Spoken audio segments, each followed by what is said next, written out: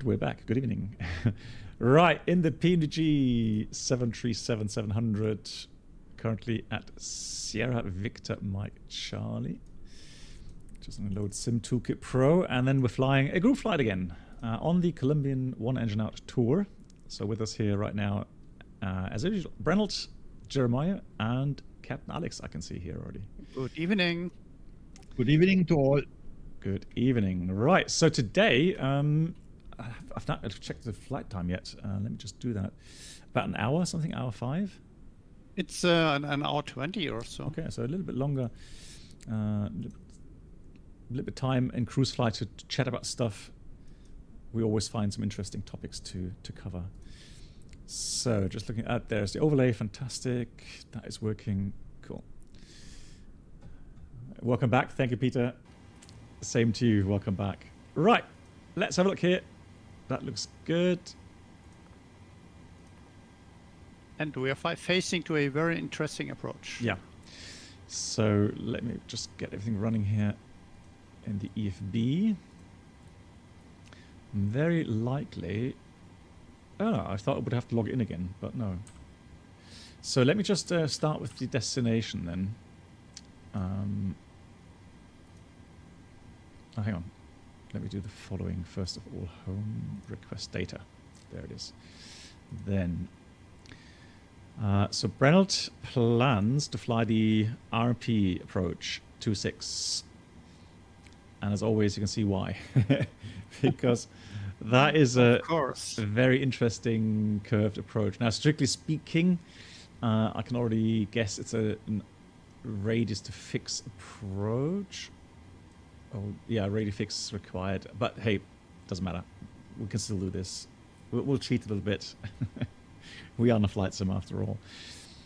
And routing takes us then via Matro. So Matro arrival. Let me just pin that chart. Star.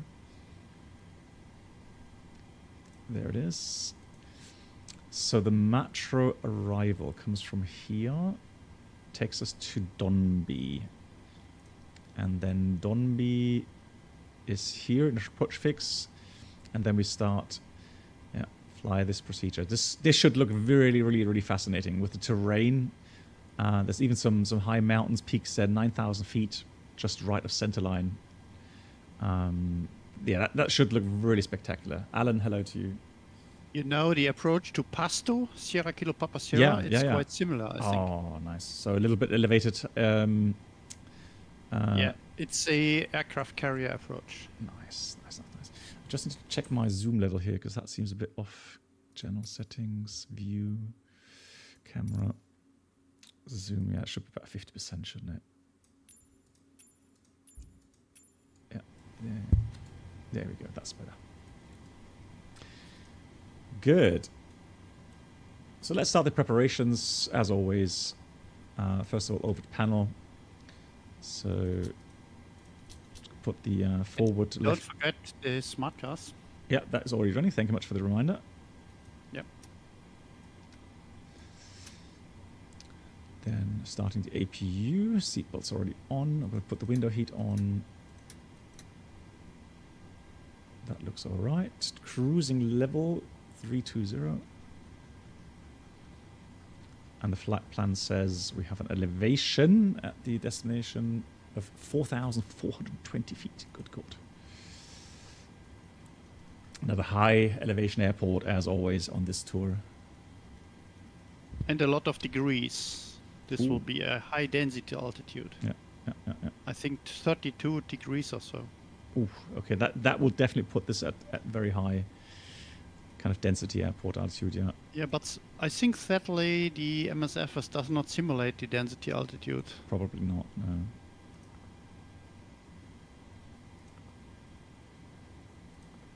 So payload fuel set.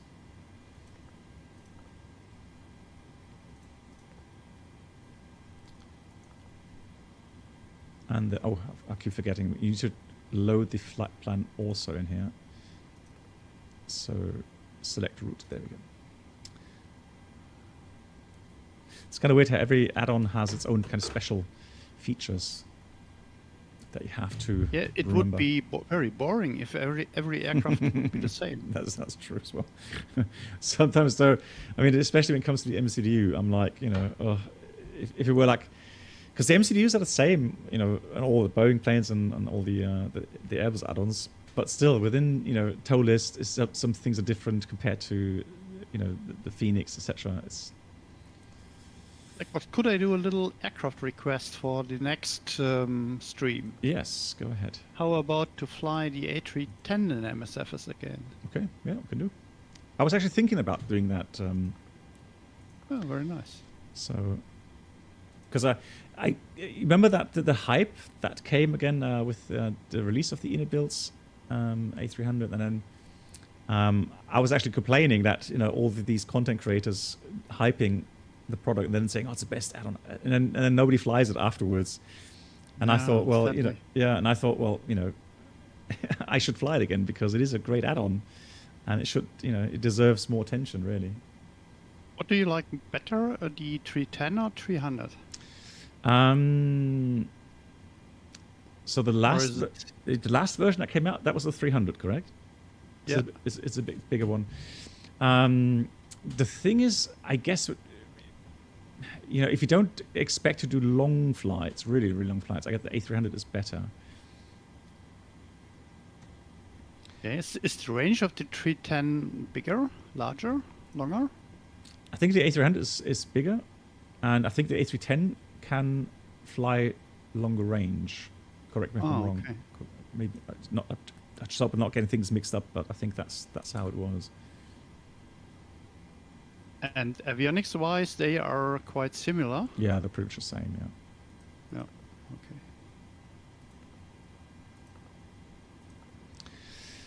So let me put the reserves 2.1.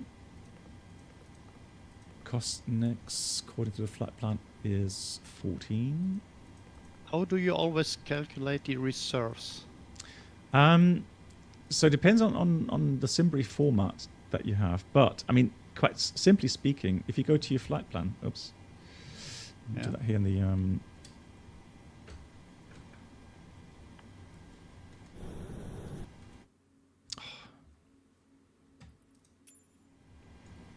So, flight plan, there it is. So if you go and scroll down, normally the value next to at your departure airport, arrival airport, that will be the in my case it will be 2.1 tons. That will be the complete reserve requirements that you have to put in the 737 box. The thing is that in the Airbus, you have to put in the fuel value for the alternate airport flight. So you leave out the final reserve. So in this case, it will be 1,100 kilograms. Put that in the MCDU, and the A320 actually has automatically the final reserve fuel value in there. The Boeing plane doesn't do that. And so, strictly speaking, think of it this way: the minimum legal requirement as you come to your destination airport and you are at the missed approach point. So in the approach, at the missed approach point, just shortly before the runway, you have to have the alternate fuel and the final reserve fuel. So the alternate fuel is the go around, climb up to the cruising level to fly to your alternate airport. In our case, it would be level 110 today. And then the descent. And then as you get down towards you reach the alternate airport, you have to have a minimum of 30 minutes remaining flight time. So that's in 1,500 feet above the airport at the long range cruise speed. Normal. So in our case today, it would be 1,000 kilograms rounded up, or 970 kilograms. So that's 30 minutes. That is the absolute bare minimum. And that is the value. Remember that if you can see that you're going to drop below that, you're going to have to declare emergency. Yeah. Okay. And the minimum continuous fuel does not calculate in it? No, so the min-con fuel is there to cover unexpected deviations on the normal flight. So the normal flight from your departure to destination airport. Let's say you have to deviate around a thunderstorm cloud or something, or ATC regulations, whatever. That is something you add. Now, 5 minutes isn't really much, is it? I mean, or sometimes you have 5%. Very less, yeah. Yeah, so that's not really that much, but it's a legal requirement, so that's why it always is listed in the flight plan. Yeah. Thank you. Good. So I know the whole topic regarding fuel requirements is quite complicated, but that's I made a workshop file on this. You can download it in the. Yeah, I will look for it. Yeah. There I have explained all the things, what fuel requirements are, what all these different abbreviations mean. Hey, Bruno. And for your ATOPS flying, there is something more, I think. Yeah. You have different. Yeah, the ATOPS. Yeah, the ATOPS. The whole topic ATOPS is again different. It's same thing with fuel requirements, because fuel requirements are always based on certain scenarios that are kind of worst case scenarios. But imagine if the authorities didn't put in these rules, then of course the airlines wouldn't take the fuel on board to cover these extremely unlikely situations. But you have to cover them. Imagine actually you have that extreme situation, that extreme abnormal, and then suddenly you do not have the fuel to reach any alternate airport, and you're doomed to die, really, or ditch the aircraft in the ocean. So all these calculations are for the absolute worst cases, and it's a good thing they're there, of course. Welcome aboard the but Captain luckily Black Box you Duo rarely Channel experience. Yeah. Could new subscribers please make their way it's to a the good feeling first to class have cabin, that research. where complimentary drinks, Absolutely, I snacks and agree. premium flight infotainment will be served. Thank you. Pilot Nerd, thank you much for the 9 months. Big round of applause for that. Thank you. I don't know what's wrong with my voice today. I've been cycling yesterday and today, but indoors, and my voice is going for some reason. Really strange.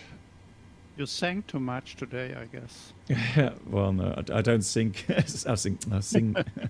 So.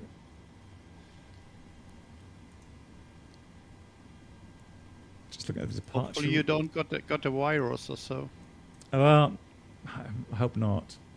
My wife was my wife had a cold a couple of days ago, so hopefully I didn't catch it. But we'll see. Good. Departing is. Let's just check the weather real quickly.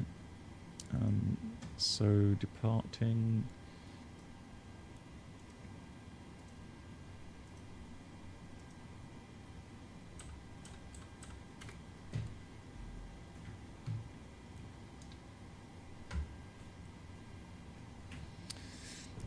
Oh, we have no weather here in the.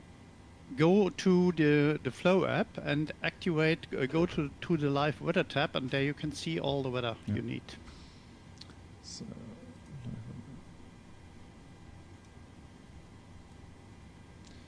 So 0 to 3 degrees then, 60 knots. Yeah, seems like it. Yeah. And the whopping 33 degrees. Yeah, 2979.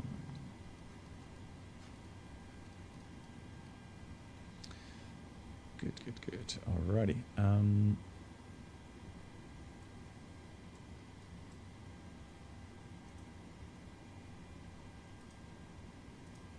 Let's calculate the performance. So we're going to take runway 03 left or right? And 23. The 23 will use Take off? right, I think. Yeah. Huh? The 2-1 right. 2-1 right. But we have northerly wind, okay. Oh, really? Okay. But Simrif got me the same. Oh, actually, we have a lot of runway. we have 18 knots wind from the north, so I think we should take 03. Okay, yeah, then let's change. Then we use the left one.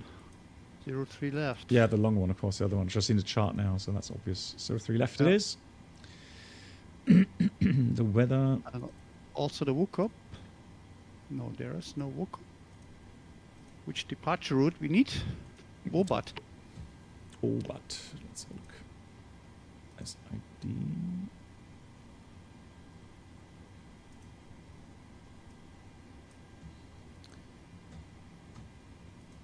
Then I have a discontinuity. Hey, DSFSD, thank you much, hello, and Traffic Information, thank you for the raid. Guys, we are on the Colombian tour. I hope you had a great stream, by the way. So we are on the Colombian one engine out tour today in the 737-700 from PMDG. And the approach is going to be spectacular. But the flight time is 1 hour 20, just as a word of warning. So... Right, let's have a look then. So we have departure. SID. So 03 left departures. And we're supposed to fly to Vukop. Vukop. Where is that ending? So Vukop is there. And we go to Bobat. There, Bobat is down there. Okay, so that's fine. Bobat 1 departure it is then. Okay, cool. So 03 left. Black box. Are you sure with the weather? I get the weather 22 degrees with 14 knots, and the runway would be 21. So if I call up the live weather, right? Yeah. So it says 23 degrees, and I look at the marker. Yeah, you're right. 22 degrees. Yeah, okay. Runway 21 is 210. Yeah, you're right. Okay. Yeah, exactly. So it's not 230 degrees. It's 023. They should have a 0 there as well. Yeah. You are right. So it is confusing. I agree. It is. Yeah. So Bobat 1 departure.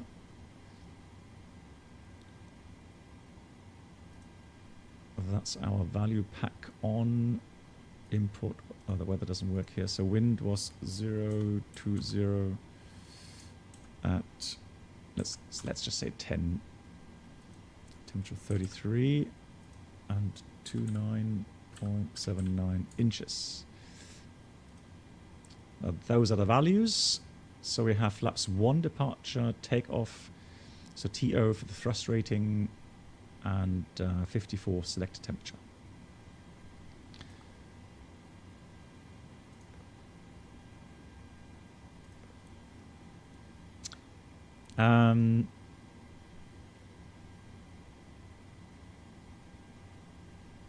Alex says yes, 34 degrees. Okay, let me just check my. Yeah, well, TTS is 3. I think 33. Whatever. So if you have 34, 34, take 34. That's fine as well.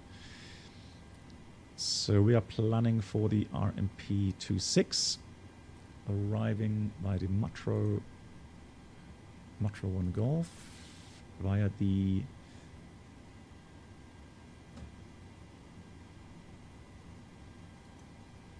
Don B transition. Execute. Fantastic. So that's that. N1. So takeoff with 54. Oh, that's a very weird kind of perspective. Flaps 1. CG 539. Already setting the trim. Is it? Hang on. Forbidden? Really? But PMDG says I can do flaps 1 takeoff. Are you joking? You have the right runway? It's 3,000 meters and we are on sea level. Well, I think flaps 5, I think it's referred to because of, I don't know, 737-700. I think the standard takeoff flaps for the 737 is flaps 5. Well, I mean, I remember that the 737-300, for example, can go flaps 1 as well. So, but I'm weird. I find it weird that PMDG actually allows then to have that calculated. So you set optimum flap setting and it gives you flaps 1. Kind of weird. But anyways, let's take those values then. So speeds, actually it's at 30, 30, 34. That's different to, because of the flaps. I'm ready for taxi. Welcome aboard the I'll be Captain ready in a Blackbox few Twitch minutes, channel so have a good flight. subscriber experience. Thanks. Can new subscribers please make your way to the first class cabin, where complimentary drinks, snacks and premium flight entertainment will be served. Thank you. Moin, Captain. Moin. I love how I pronounce that. Oh, thank you so much. Thanks for the 12 months. That's 1 year. Give you a round of applause for that. Thank you so much for your support, Al. I hope you're doing well. Bob says flaps 1 is normal on a 737. You guys are confusing me. I'm going to stick with flaps 5 now. Sorry, but...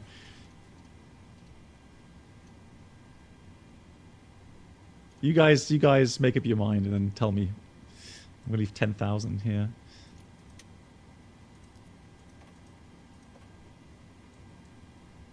Enough, enough armed. Cool, so the APU is running. Let's take that on as well. APU bleed. Auto open. Fantastic. That year felt shorter than 12 months. Really? Yeah, I mean, I don't know what age you are, but for me, yeah, the years are just flying by now, so it's scary. Good. Let's do the pre-flight checklist. Oxygen tested 100%. Navigation transfer. Display switches. Normal auto. Window heat is on. Pressurization mode select as auto. Flight instruments. We have heading 071 and altimeter 2979, indicating 220 feet. Why is that not syncing up? Trying it out. And then we have the parking brake now set. And the engine start cutoff smart cars is set. Excellent. So 800 is flaps 5. Sorry, so Peter, yeah, you can't permit yourself.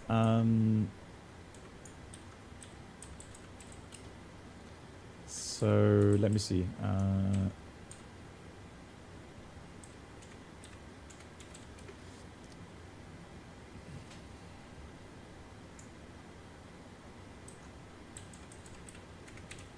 So Mark already gave you a permit. What happened? Did it run out?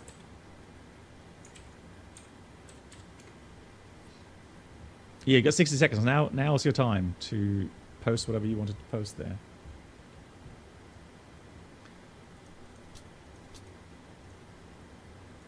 Come on, Peter. Time is running out. Now's your chance.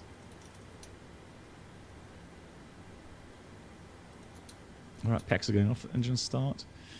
Let's close everything up. So menu, actions, ground services, ground power release, chocks remove, doors. They are all closed. Hang on, are they closing? Yeah, closing.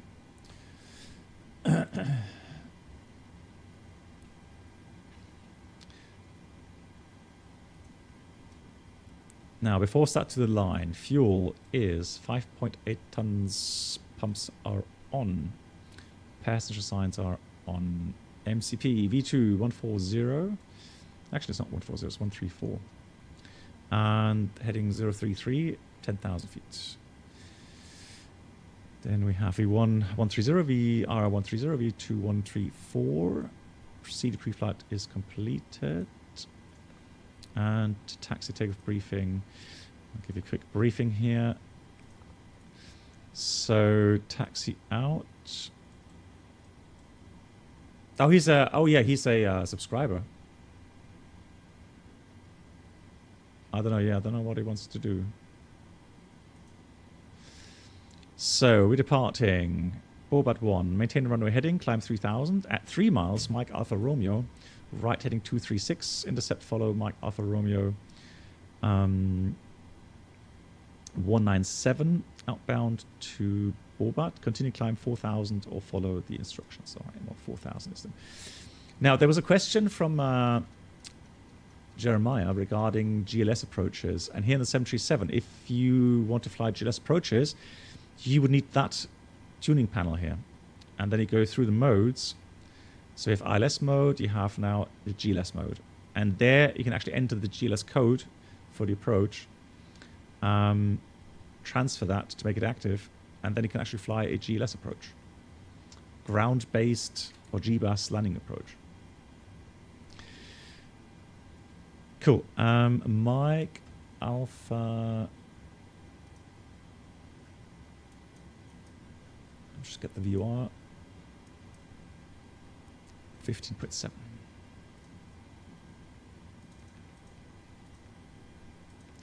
So now we have the VOR active, and the outbound radial was 197.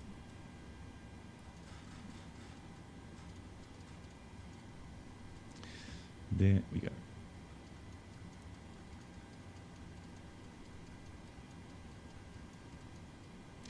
Good, then we'll read below the line. Flat deck door is closed and locked. Gonna put the ventilation light on. All doors closed. That's it before. Start below the line completed. Next is going to be the before taxi list. Ah, for the weather. Okay, thank you much. Yeah, yeah. Okay, Peter, thanks for the info there. Much. Yeah, actually, I always have that, but for some reason,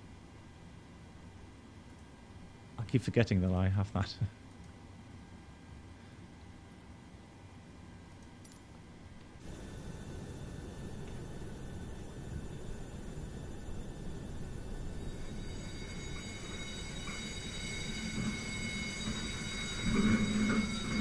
Beautiful one engine out livery. Yep.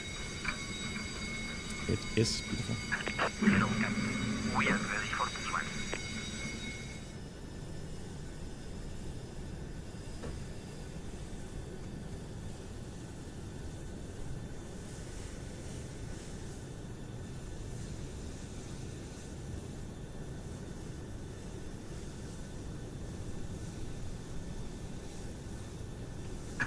Departure checks completed. Bypass pin inserted. That is Alex pushing back. That's a tight apron here, isn't it?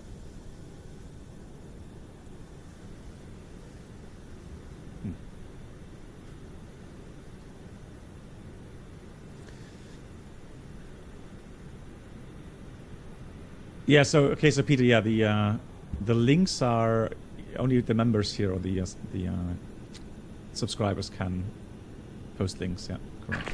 Looking here.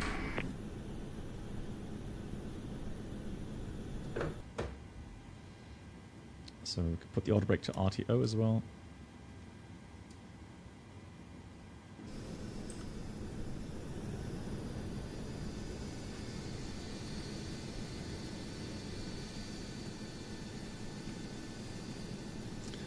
So let me just quick edit that.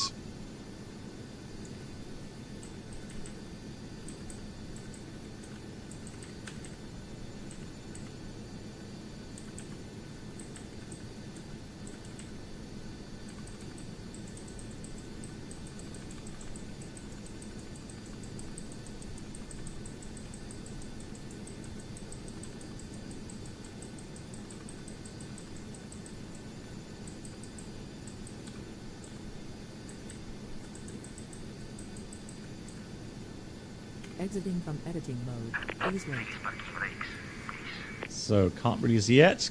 Gotta wait until Alex moves. But I mean, we're not in such a hurry, are we? So all good.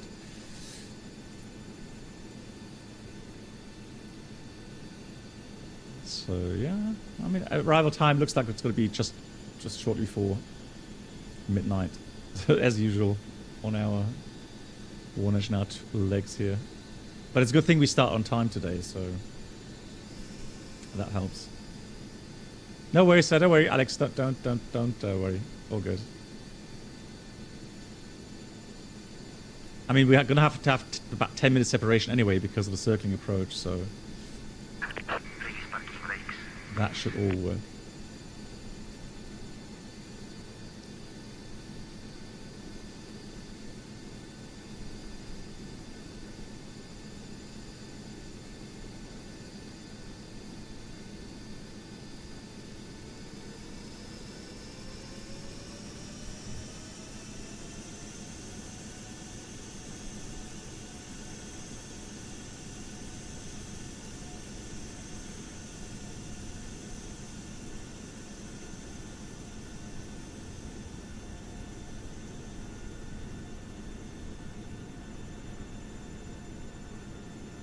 He probably has standard scenery.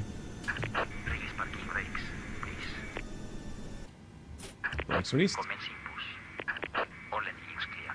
Start at full. All engines clear. Right, so we know the procedure.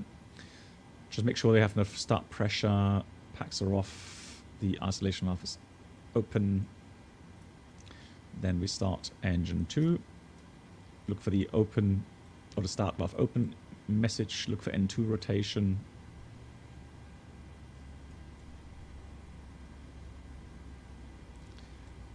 N1 small increase as well. 23, 24%. Here comes the fuel and ignition.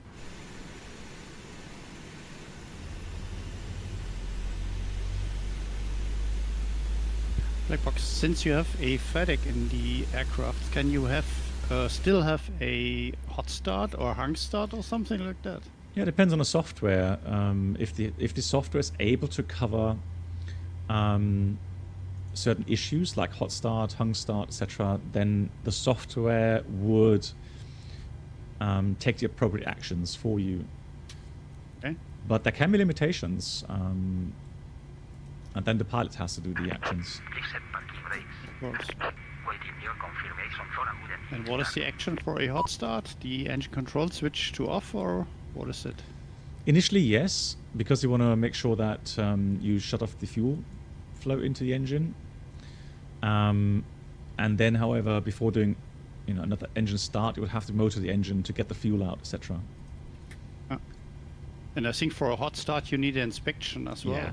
To be honest, literally, I think the only time I may consider a second engine start myself without contacting maintenance if it was like a kind of a hung start, because let's say too much tailwind, Ah, yeah, okay.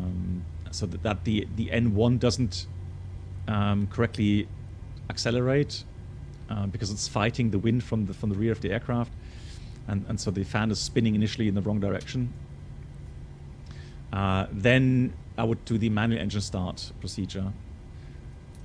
Try to I think cover there that. is even a limit for the tailwind at engine start. There are aircraft limitations. Yeah. Depends on the engine type, etc. So that can happen. Yeah.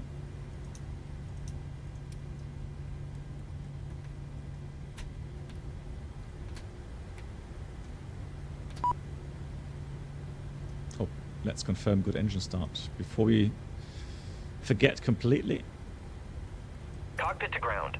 We have a good engine start. You can disconnect. Arriba, arriba, Angele. Let's go. So that's that. Let's do a flight control check here really quickly. Make sure everything's working. That looks good. Rudder is also working. Fantastico. Good, good, good. Take off. Next page here.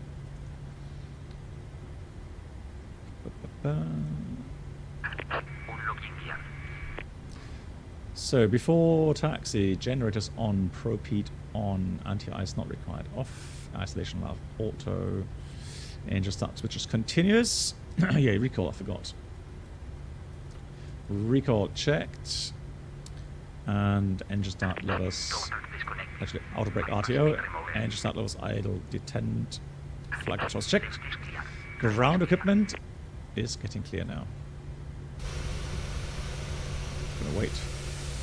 So that's why it's so important to really wait until both pilots see the all clear signal.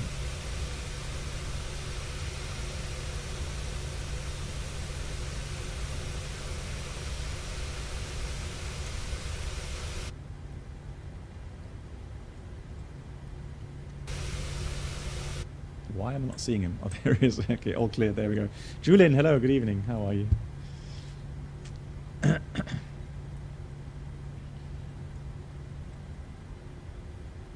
Yeah. Bye-bye. GSX. And then if you release the brakes too early, GSX shouts at you. Good. So, clear right side, clear left side. Lights on. Let's go.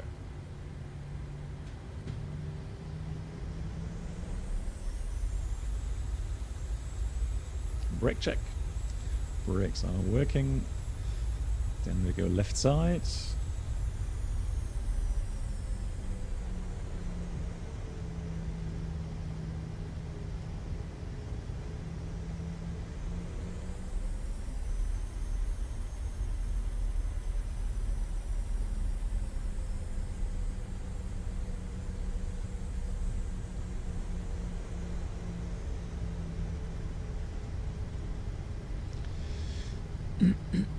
Yeah. So we have to do a bit of a backtrack, it seems. So to make sure the runway is clear.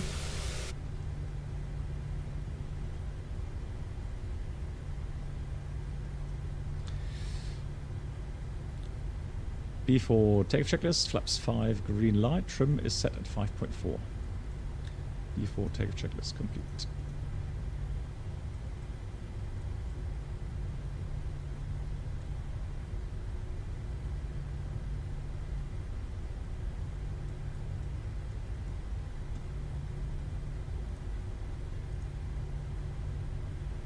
I'm going to take non-standard because there's nobody here. I'm going to take non-standard 03 right to taxi back, so I don't have to wait so long for Alex to depart.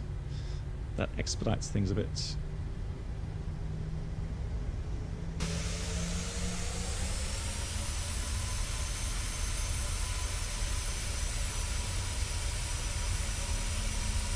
'06 left. Hello. Hang on. What did you write? Let me just check your comments there. In-flight medical emergency for the safety of passenger crew in flight seems essential to me that plan in advance if a doctor is aboard. Well, so 06 left. What would you do then if you don't have a doctor on board? Would you cancel the flight? I mean,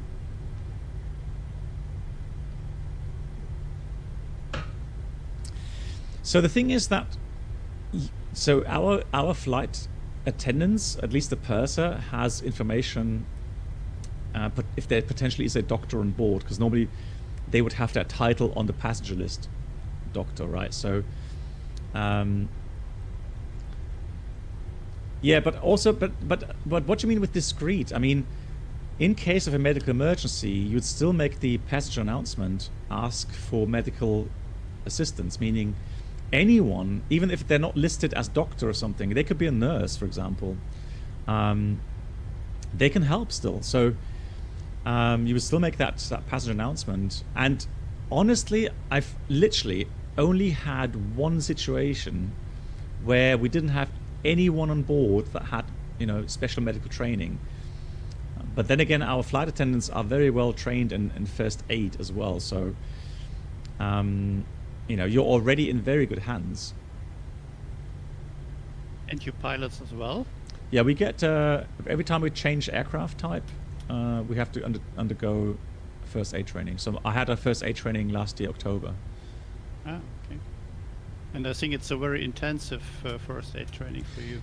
Yeah, because I mean we have to be able to use the defibrillator, etc., etc.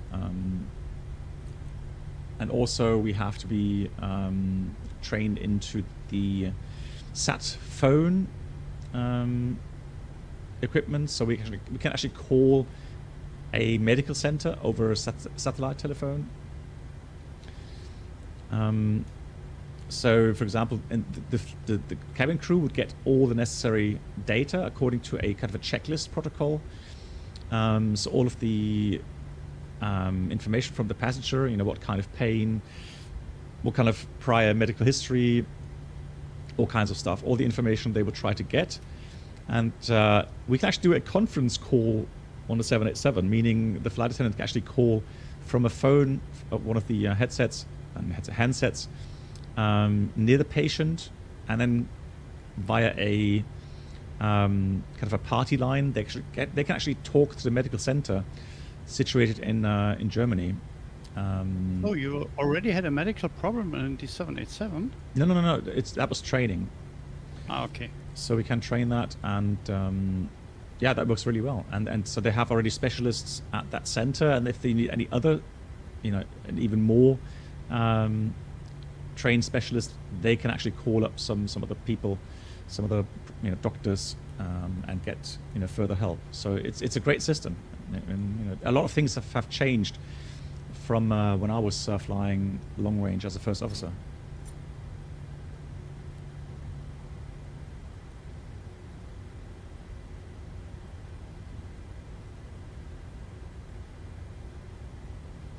Joe, you're Dr. Bob? No. Are you really? You never told me. Wow. I mean, worst case, he's a doctor of mathematics or so. Well, okay, so yeah, true. That they're also those kind of doctors, yeah, with a weird title, yeah. So medical doctor, Bob, right? Not a history doctor or something.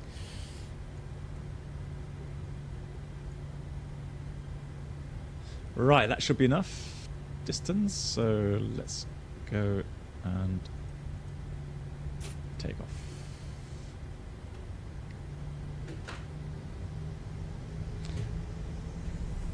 Is that correctly positioned? Take off.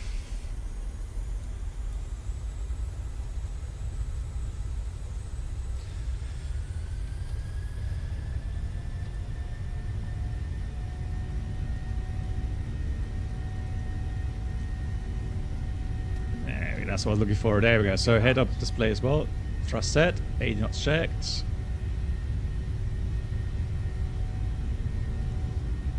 Hey V Chris. E1, rotate. Nice. Pause rate. Gear up.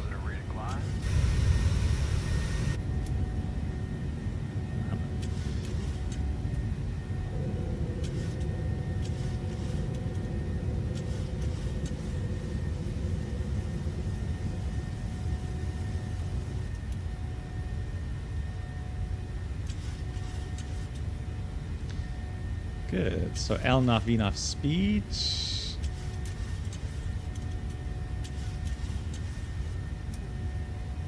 So trying to chase the little circle there. Now we are accelerating. N1. So climb power set. And again, trying to chase that little circle there with the big circle. Flaps 1.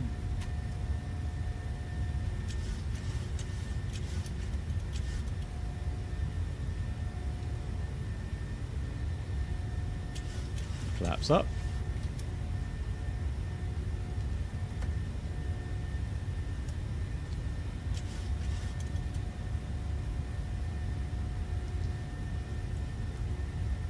Let's continue flying, hand flying this thing. Enjoying this. It looks like an RC game. What? Beautiful, look at that.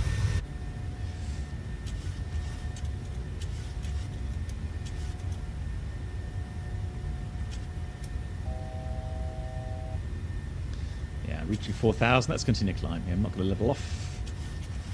Let's just go, I don't know, 18,000.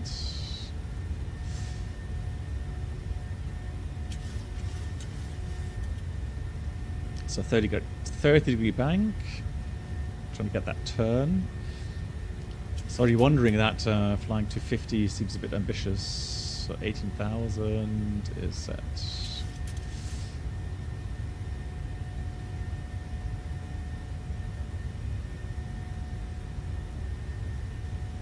Children of Emerald, or Children of the Green, I would say. Standard set, set, and set. I want to enjoy the outside views here. Hang on. So autopilot is in command. The last time we approached here, I don't know, was the weather so bad? I can't. Well, we never saw that city that well. I think it was dark as you landed here. Yeah, or almost dark. Yeah. So that's quite a big city. Yeah. Dayon, hello. Let's read a after takeoff checklist. Engine bleeds are on. Packs are on. Oh, so packs are auto actually. Good climb, and landing it up and off, flaps up, lights out, and that's the after Takeoff checklist complete. Yeah, good climb rate, doesn't it?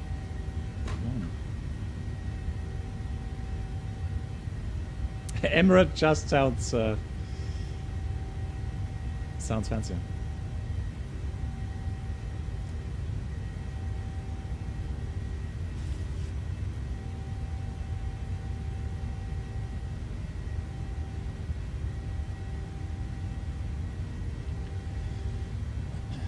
I'm just thinking, or trying to find, if I ever heard of a situation where both pilots, so let's say like the British Airways incident where you only had 2 pilots on that short flight from JFK to Gatwick. Just wondering if I've ever heard of a case where both pilots got incapacitated. I've never heard of that. So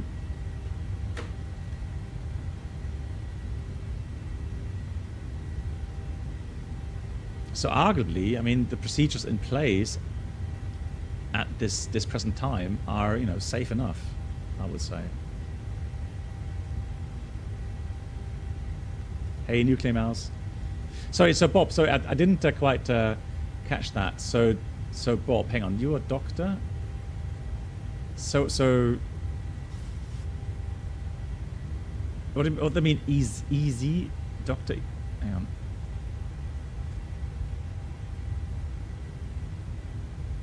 Oh, not, maybe he doesn't want to disclose that completely.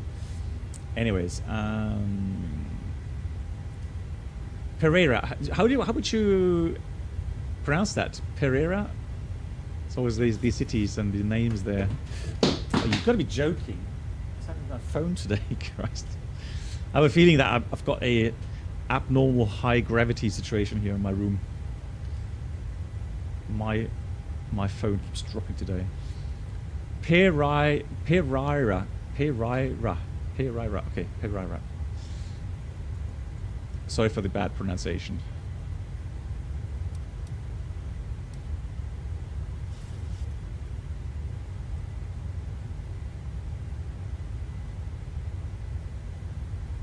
Oh, Pereira. Okay, Pereira. Ah, yeah, okay. Like in a ray of sunshine. Pereira. Ah, okay, thank you.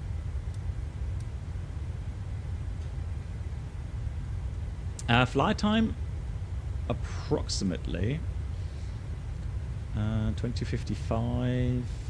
So about an hour 15 even. So it's a bit of a longer flight today. So we're out of 10,000. Lights off. Seatbelts can go auto. Let's get the show started. And then we can set up some en route. No, I've never flown a 320 with a HUD. I've never actually seen one in real life. I've seen pictures or I've seen YouTube videos about. I think it was even in was it the Atlantic Airways? So flying to Vargar. I think they have head-up displays, right? Oh, they do. There are A320 with options, with HUD options. There is that is available, 100%.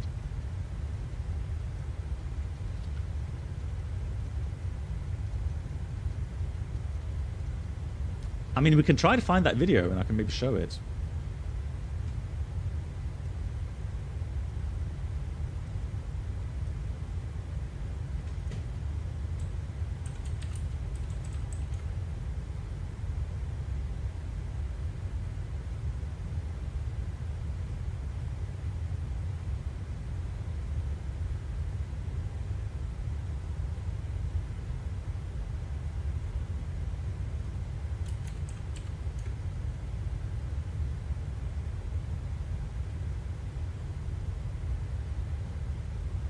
Yeah, exactly. Yeah, right. It was Atlantic Airways, right? I mean, there's already a video. I already seeing a video. Yes, HUD can be installed on the 320. So there are videos. If you go and look on YouTube, there are videos available. New Korean A321 got it. I can even see an A319 with a head-up display.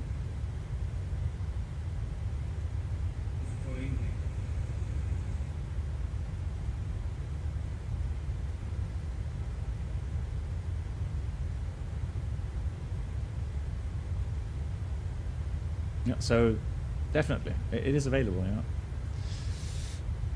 Yeah. Hey Dominic, you have a question concerning the 787 takeoff. Seems to me that the 787 uses a considerably lower pitch angle. Yeah. Yeah. Well, so consider this. So the lower pitch has also to do with the fact that the performance calculations on the 787 are so optimized that you're flying at a higher climb out speed. So it's doing what we call improved climb, meaning it trades field stop margin that you have available, and it increases the V1, V2 speeds. And so you climb out at a faster speed, which would be a little bit better regarding single engine. But that means, of course, then you climb out at a lower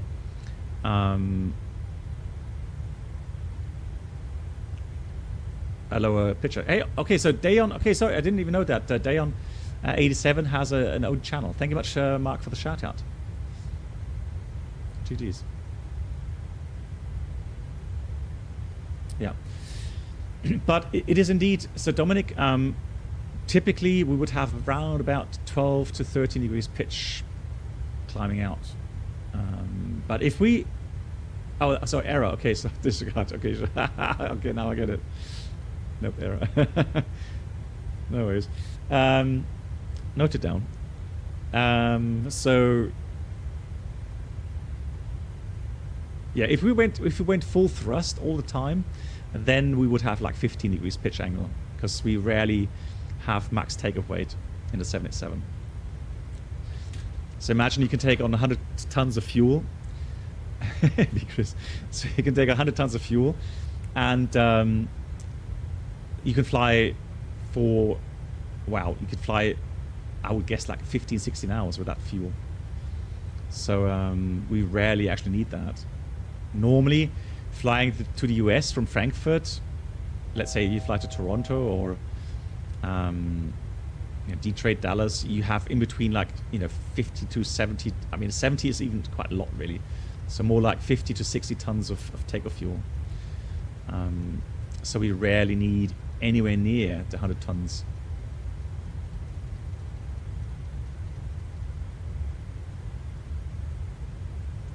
So 320 is what we want to have. 320.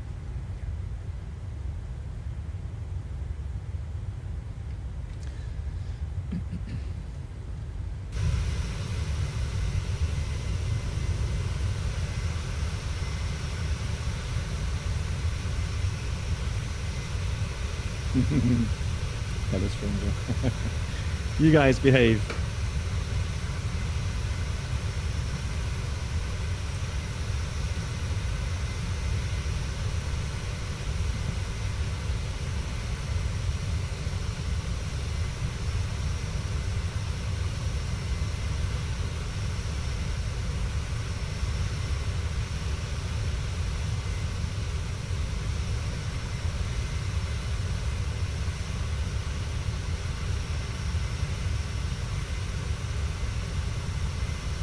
Who has control? What do you mean? Like in who my moderator has control? Lol. No, there's no, as far as I know, there's no communicated release date yet regarding the 777 from PMDG. There's lots of rumors, but there's nothing official out yet. Hey Josh, I'm doing well. How are you doing? Nice to see you.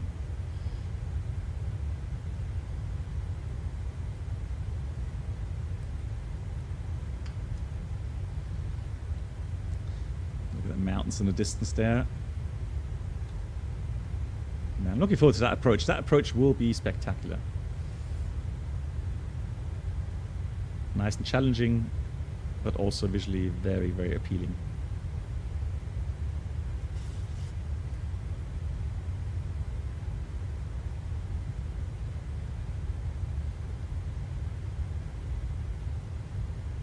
I hope we will have enough light to see all the mountains and so, because it's quite close to the sunset.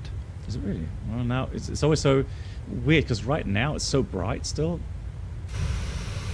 The sun is still fairly far, but yeah, I mean, half an hour. And they are very close to the equator, so the sun will set very quickly. Yeah, that is true. Yeah, that's correct. Exactly. So we talked about that last time, Beethoven. Yeah. So the lake there, right? Maracaibo Lake, with most, the place with the most lightning strikes. Yeah.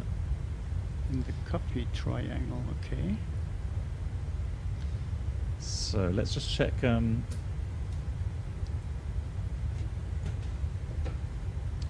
Let's just check the VORs here.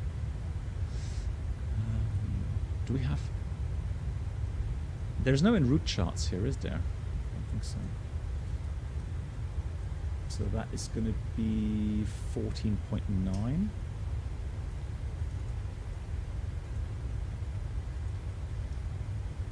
Yeah. And then we've got Charlie, Uniform Charlie next. Unfortunately, no auto-tune in here, so I've got to do that manually. 113.3 is then Charlie, Uniform Charlie. Excellent.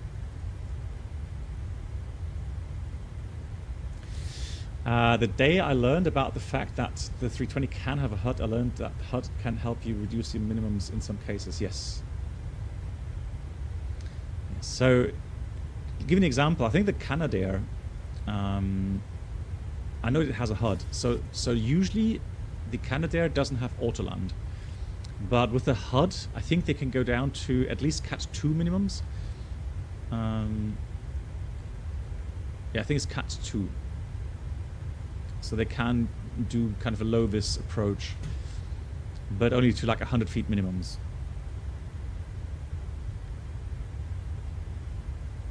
And the dash, okay, interesting. Dash as well, okay. Oh yeah, of course, yeah, the Majestic had head-up display. I remember now, yeah. I haven't flown it for ages. Pereira, you remember the flights we did with the Dash 8? Even the shared flights? That was good fun. Yeah, the 737-800 should be able to do Cat 3 landings, yeah. So it's more, so automatic. So let's say, let's just change the description. Let's go from Cat 3, Cat 2, because you can, we have a procedure at our company where if you're flying a Category 2 approach, you should normally fly this with autoland. So autoland is more a technical limitation of an aircraft, meaning it either has the systems and certification to fly and land the aircraft automatically, and then you have the categories regarding airport facilities, and if they can offer Category 2 or Category 3 signal or signals to allow for autolands. And there's a lot of things going on with requirements, certifications, checking of the signals, within a certain time frame, etc., etc. So there's a lot of things that go into that. Nothing left, by chance. So.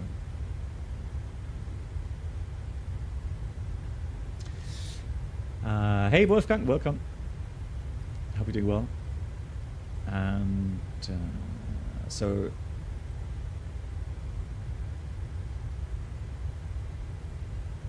Yeah, I mean, if you go into the definitions regarding fail operational, fail passive. So fail operational means if, let's say, here we have two autopilots.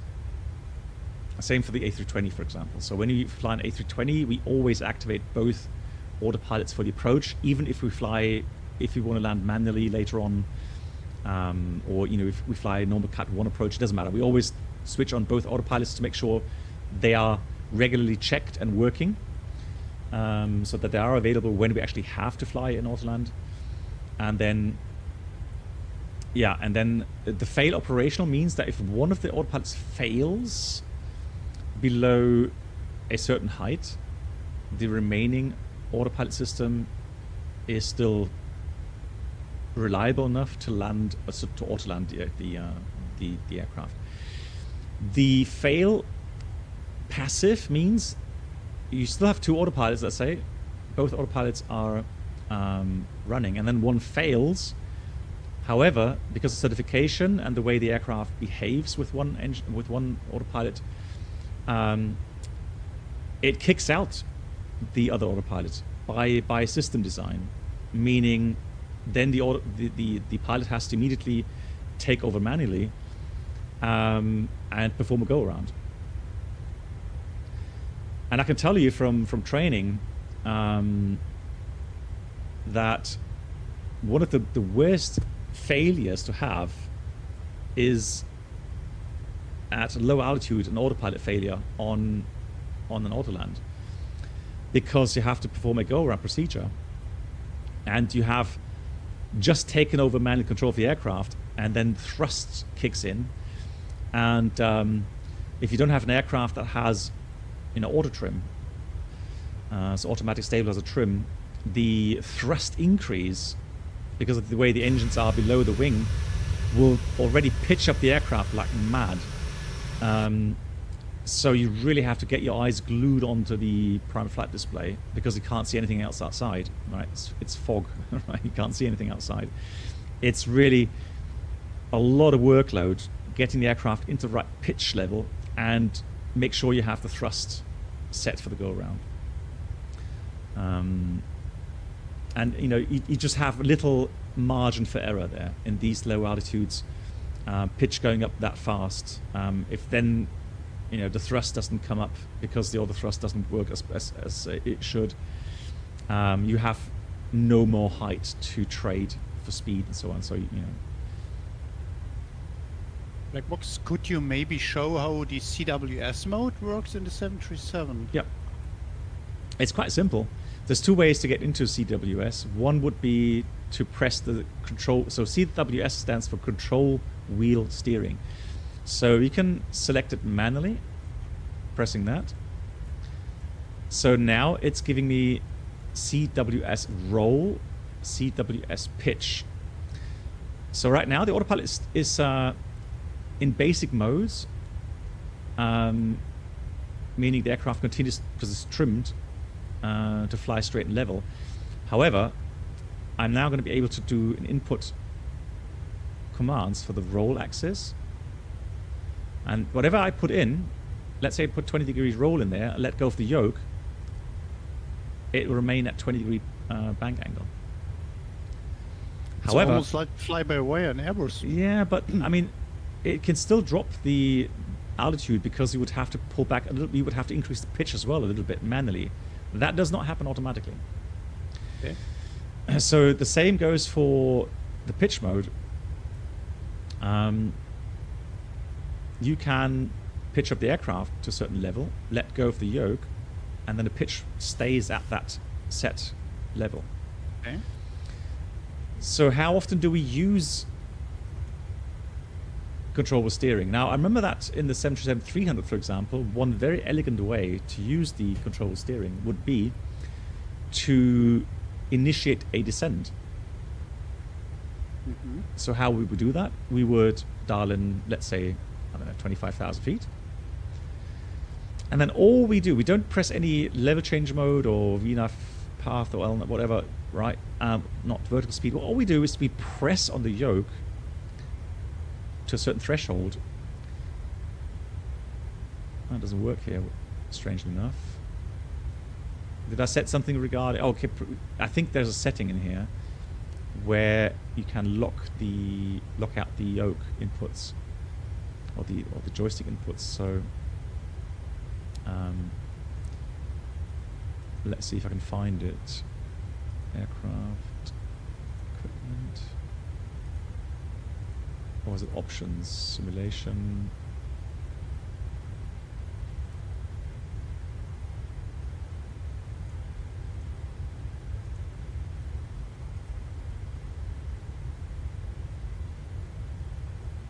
Yeah.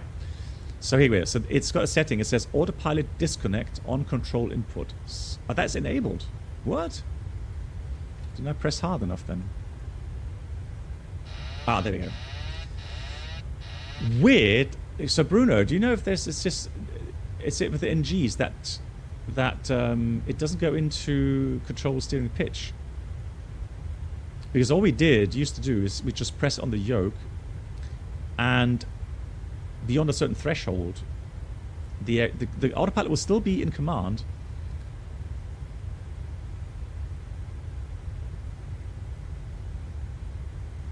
Oh, Can you okay. also selectively activate the control with steering pitch or a roll, or only both?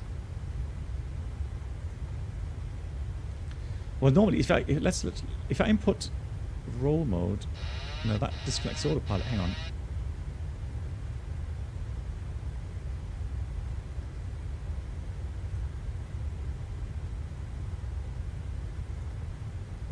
No, so even if I put disable, if I make a yoke input in my real-world yoke, nothing happens.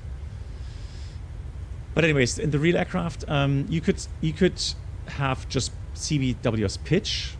So if I just press on the yoke or pull on the yoke, it would just change the pitch mode into CW pitch.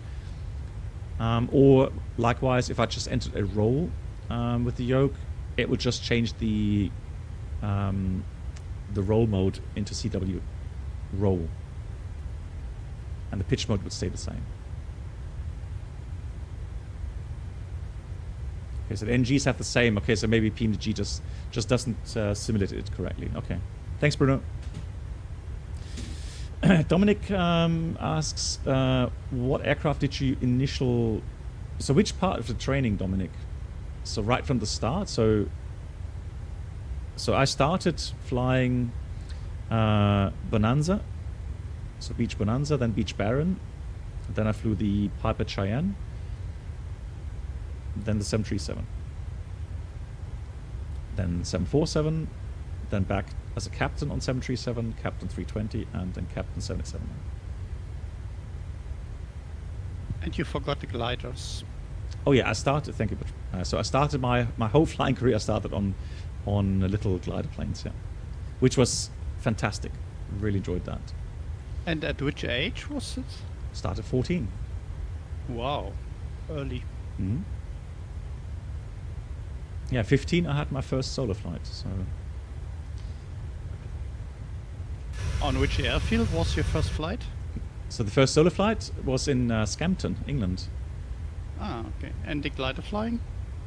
I started. Well, I had a two test flight with a good friend here in Germany, in Bohlenberger Feld, I think it was called, near Oldenburg. Oh, okay. Yeah. Because his dad was a instructor back then, so a glider instructor. So, hey, thank you much to It's Only Andy. It's Only Andy. How are you doing? Thanks for the raid. Welcome. We are in Colombia, flying on our one engine out Colombian tour. Hope you had a great stream. Big shout out.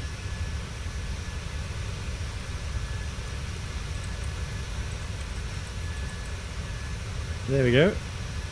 Ha! Beat you to it. Oh, hang on. No. Disregard. Oh. I put in wrong command. I read the wrong name there. So there we go. But my Lindley got it right regarding the... I should just stick at flying aircraft. I'm not trying to play moderator. I should leave moderation to the pros. I fully agree.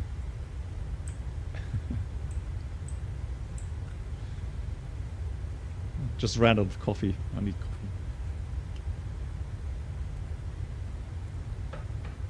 Espresso at this time. Yeah, I can drink coffee at any time, still go to sleep. I have no problem with that. Oh, really? Yeah. I think when I would drink a coffee right now, I couldn't sleep the complete night. No, I'm fine with that. You're doing controlling over Heathrow. Nice. So how busy was it? But there was no event, was there? Because I checked today and I only found Helsinki as an event. Well, I mean, that's the kind of a weekly event, isn't it?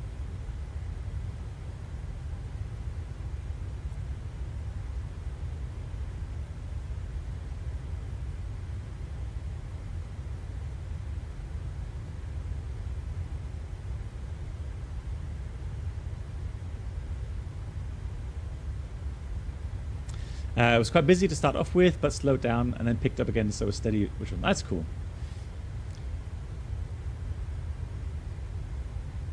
Yeah, because often I you know, I'm always very impressed by hearing, or sometimes when I hear that there's so much going on, so many aircraft, and then, you know, the controller has to do literally everything, like tower, approach, departure,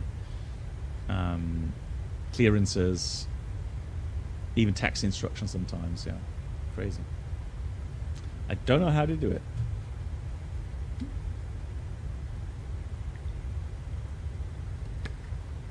London ground is always busy. Yeah, 100%.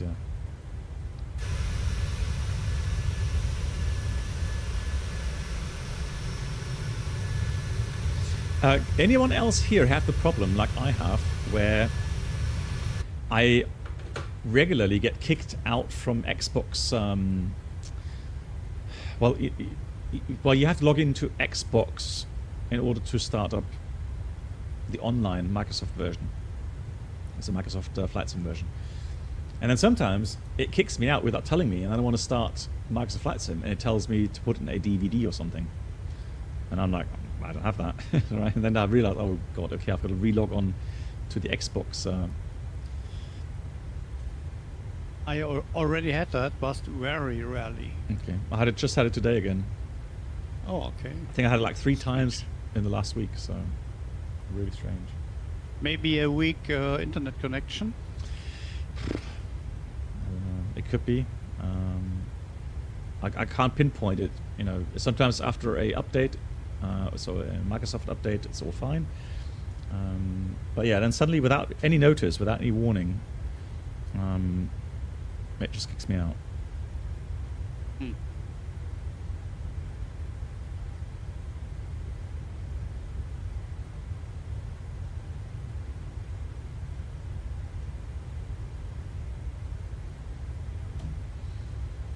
Okay, Peter says he has the same issue.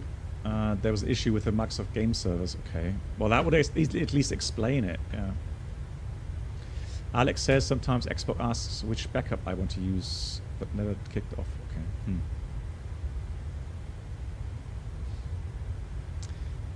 Yeah, flight simming sometimes has some weird things. Guys, shall we have a look? I tell you what, guys, since it is a topic regarding pilot incapacitation, so one of my moderators sent me a link to a video on YouTube. So let's have a look at that. And that it shows a simulated, not a real one, it's a simulated pilot incapacitation. And so let's see what they're doing. I guess it's in French. Can I do subtitles?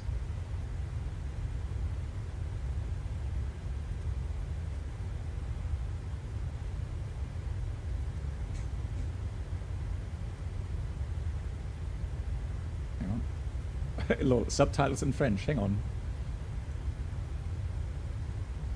In English. English. Ah, there we go. So here we go. Here's the video. So I hope you can all see that.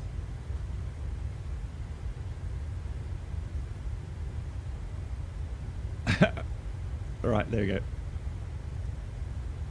Music, okay. Music is bad. Music. There we go. So he's voicing that. Look, you see, migraine, maybe very headache. It's been a long time, and then suddenly he gets incapacitated.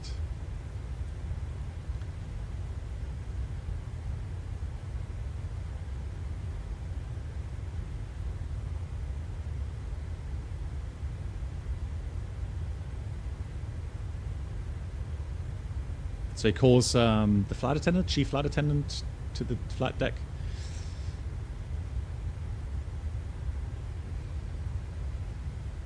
Oh, cockpit door. Tis.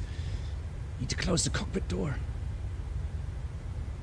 I don't know when that was filmed. Move the window up a bit. Oh yeah, sorry. Yeah, thanks. There we go. Sorry. Yeah. Comfy chair syndrome. Lol.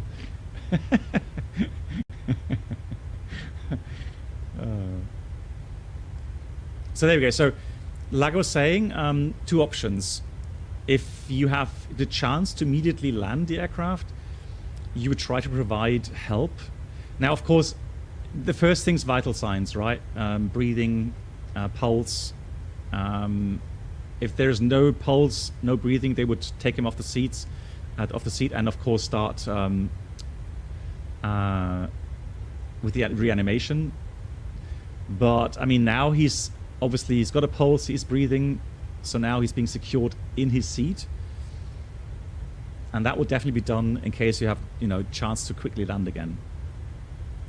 I think it is very difficult to pull him out of the seat because he will scratch over the pedestal panel. You need at least 3 people Wow. and enough room to get someone like that out of his chair there. And like I said, Brennel, without the risk of damaging or actually having him or that person touch controls. So here in this case, yeah. Oh, sorry. What are these keys for? What she got right now? I don't know. I guess there was a cupboard somewhere. Yeah, to be curious, no. So I'm purposely not playing sound because we got the translation right.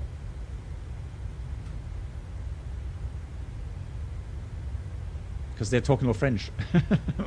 I can't understand French anyway, so I mean, I'm surprised. So he's really trying. Yeah, that's a correct hand grip for that. The other person tries to secure the legs. But this is a staged event, right? Yes, it's staged. This is not real. So this is like a training video for Air France. I didn't want to update Dobie. Go away. Oh, that was like a blanket. They took I don't know if they got a blanket out somewhere from a cupboard, but why would they need keys for that? Yeah, that's a bit strange. Good. So here's the thing. Let's just stop that here. So remember what we said about 3 things. First thing, as always, fly the aircraft. You need to make sure that the aircraft is in a safe flight path, especially if something like this happens just after rotation. Right? You need to make sure you fly the aircraft first before taking care of that crew member. So that's what they did. Then call for help. So call flight attendant in to see what's happening. Obviously, the other pilot is unable to provide help because he's strapped into his seat. There's no way that he could do anything. And again, he's got to make sure that he always has control of the aircraft. And so he needs the help of other crew members in this case. Then once the aircraft is safe, in a safe flight path, and you've called for help, then you would then decide whether or not to leave that person in the seat. Obviously, that would imply that he or she has vital functions, breathing, pulse, and then you would strap them in so that they can't fall forward onto the flight controls, etc. And you would have a person there taking care of that incapacitated crew member. The thing is, if you can land quickly, you would leave it as it is. But on the longer flight, like on that British Airways flight over the Atlantic, obviously you would have enough time to take that person out of the seat. And we just saw a demonstration of how they would do that. Try to get a doctor and trying to take care of them. Right, he's actually inviting the flight attendant into the co-pilot. Oh, actually, that's the captain seat, the other way around now. So that's the first officer. So the captain has become incapacitated.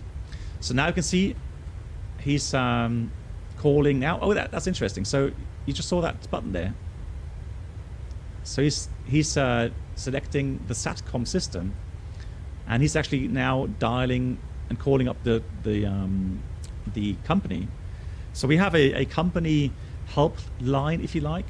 So they're there 24/7 all year round, of course, operation center.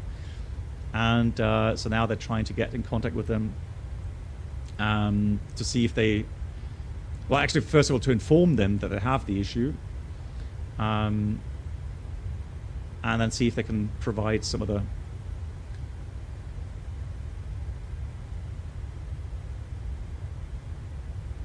provide other help. So he's telling it, Captain lost consciousness. We have no doc... Okay, so this situation, they have no doctors on board. And then that's, of course, worst case, right? Because now all you can provide is first aid. I mean, the defibrillators on board, they have... These days, we have defibrillators that actually measure your EKG, so all of the heart functions. And that system is fully automatic, so that system will also determine whether or not a shock is needed, so electric shock, to restart the heart.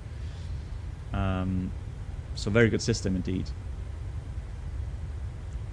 Does the flight attendants have a kind of training to take the seat of the captain or of the other pilots? It depends on the airline. Now, what we do is when we do our training with the cabin crew together, and I have my training next week with the cabin crew again, so we do that once a year. We train several different situations, scenarios. So fire on board, medical emergency, whatever. And the situation is such that we always take one flight attendant into our flight deck. So it's a mock-up, obviously. So it's not a complete aircraft, but it's got a 10-meter section for the cabin and a very basic cockpit. So you can actually take on a flight attendant into the flight deck, put them on the captain or the first officer seat, and they can monitor and see what you're actually doing in the flight deck, how you organize your work, which checklist you read. And so they do learn a little bit about these things. And they know the most important controls and displays? Well, I mean, they know what the side stick or the yoke is, yeah. But you know, they don't have the ability normally to fly the aircraft, or even they're not even supposed to touch any controls and any switches. They're just there, really. They're just there. So the only reason the captain or the first officer put the flight attendant there is to feel more comfortable with the situation, see it from a kind of a psychological standpoint. So the other option would be that he would be sitting completely alone in the front. And it's a kind of an eerie feeling because you never, well, maybe for a couple of minutes when the other pilot goes to the restroom, but otherwise you are never ever alone in the flight deck. So then actually having the situation now, which is stressful in itself, but then you're sitting alone in the cockpit, that is a bit weird. You could do a call to the cabin and ask if there is an experienced flight simmer. Well, you would get into contact with your purser, or your chief flight attendant, and they normally have a list, a passenger list, and if there is anyone from your own company that is a pilot, it will be listed on that. Now, one good thing to do, and I have that regularly, and whenever I go flying as a passenger, I always tell the flight attendant when I'm entering the aircraft, I'm always saying, hey, I'm the coolest pilot around, so if you need help, you can call me. Right? No, I don't do that. But I say, hey, I'm a colleague. I'm a whatever Captain 77, or if you need help, I've got seat 11A or something. And that way they know. They know exactly. Another thing, what could happen, and that's another thing if you are experienced and you want to help, what you do, you put your company ID card into your pocket with you. And so if there's an emergency of any kind, what you do, you take out your ID and just hold it up in the air. And that way, the flight attendant immediately will see who is a colleague from your company.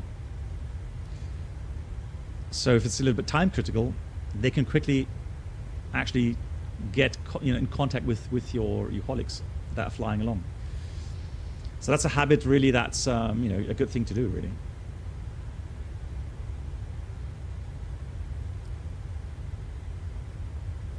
But I'm sure that a lot of you have heard, calls in the cabin over the interphone. Is there a doctor on board?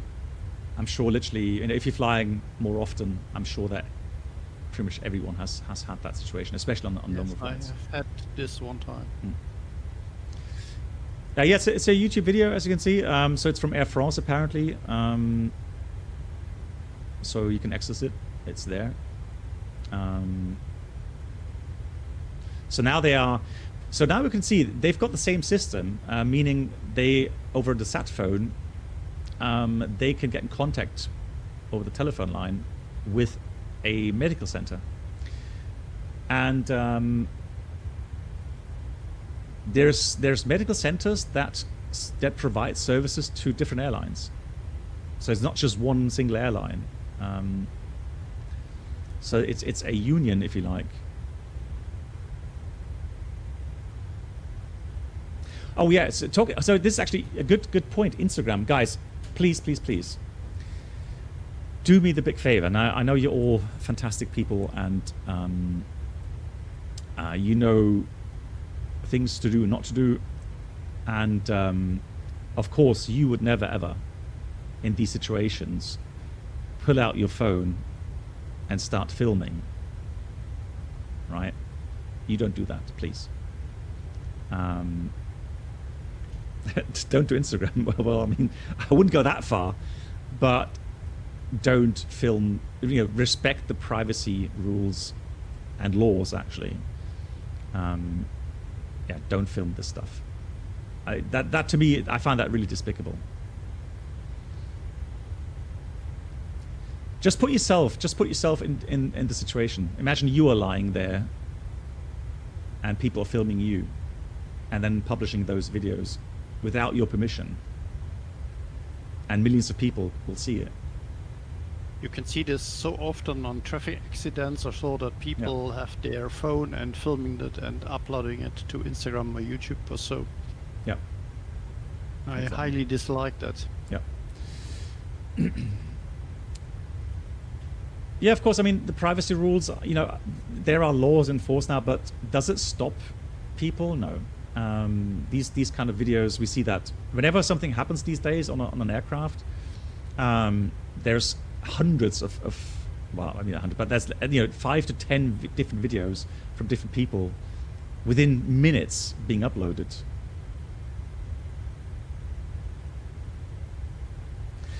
You can film in the public, Mark, but as far as I know, you cannot publish, at least in Europe, that is, you cannot publish video footage from people that have not given you permission to publish that, because it's your personal rights, and so they have to make sure that your face and anything that could get back to you, any way that it could be identified, that has to be made. How would you call that? Blurred out or something. That would have to be blurred out so that your privacy is intact. If you publish such stuff, you can get a very expensive lawsuit for this. Yeah. But again, you would have to have someone filing a complaint or filing a lawsuit against that person, right? And if it's only it's possible, right? Even if you have whatever name you have, fictional name, Instagram profile, I mean, you can be traced back. But then again, it depends on which country you're in and so on. I don't know how easy it would be to prosecute someone.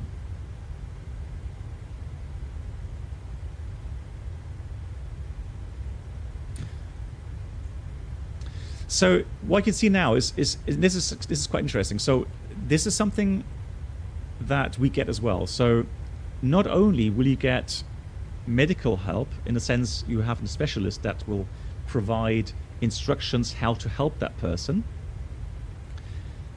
But the system these days is so good that the pilots will get... So the system... So because of all the data that has been transmitted these days, right, ADS-B and so on, and ADS-C, you know exactly where the aircraft is. And so these specialists will also be able to tell you which airports you have nearby that can provide adequate medical services. Black box, don't forget your top of descent. Is it that soon? Okay. Thank you.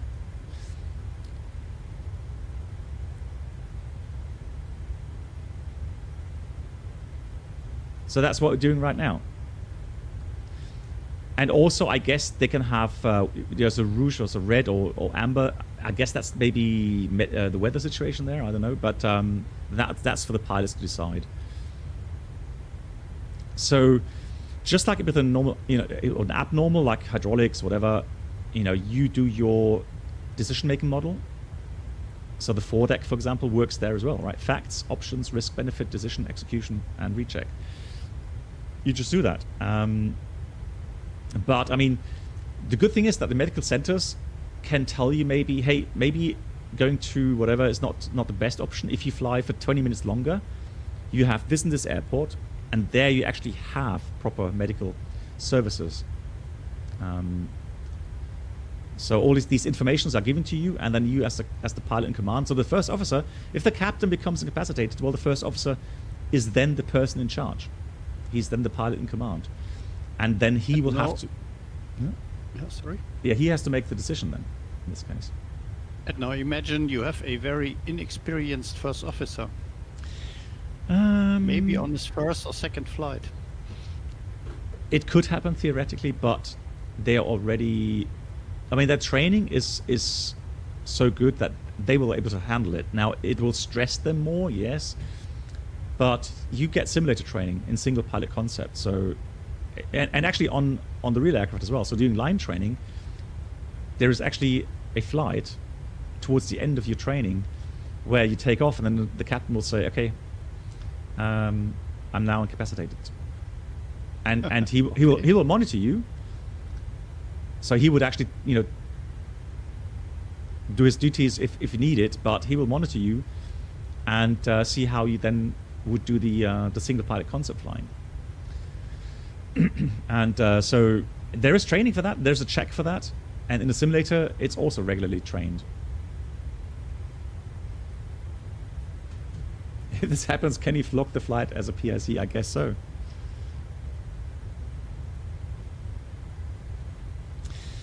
Alex, well, I guess it's these days. I mean, it's just the way it is.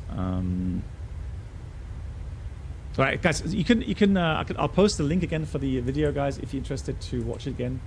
But I need to prepare for the approach here. So, yeah, but in principle, you saw that that procedure, right? So, very interesting stuff.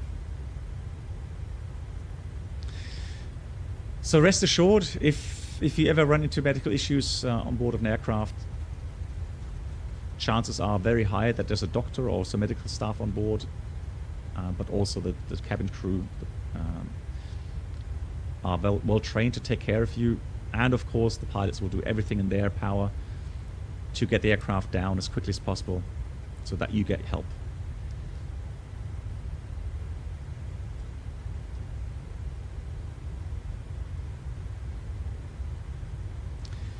Now I'm going to do a flat 40 landing. So let me just check the flight plan here, make sure that it makes sense.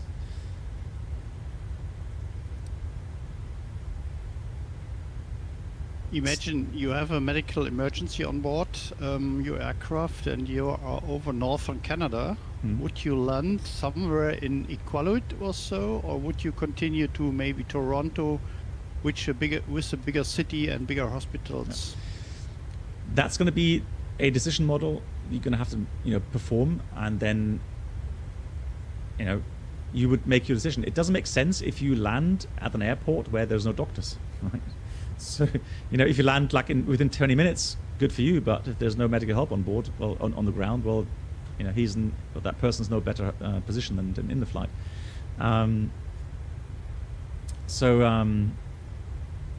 Yeah, that's why I said that medical center will give you some excellent inputs regarding which airports do you have, you know, which kind of medical service available.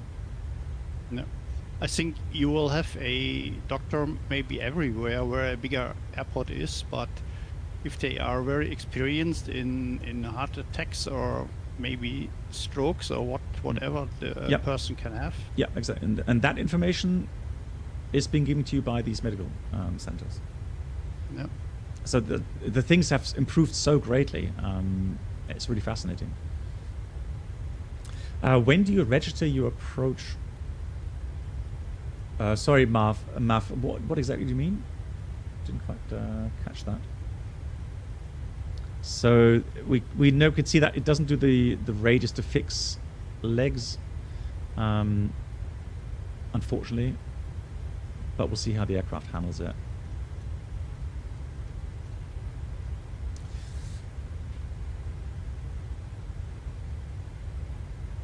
What's the emergency thing do in the MCDU? Well, so the emergency prompts in the MCDU, they have different functions. So it can be regarding firefighting, ATC, etc. So that's more company specific, whatever they get programmed in there. Yeah, so Kabauta, that's a good point. I mean, you know, it's sometimes not an easy decision to make, right?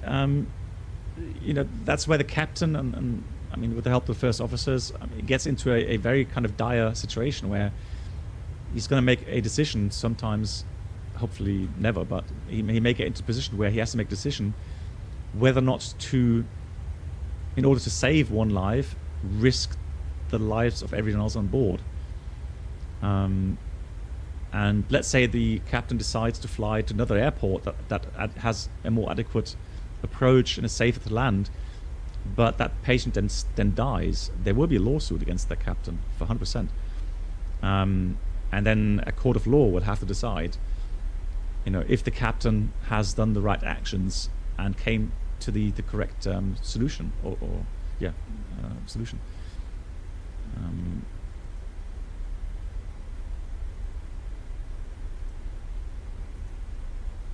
So we're going to land 26, import the weather, 200 at 6. So the wind is good, that's good, 26 degrees, 2997. So we need...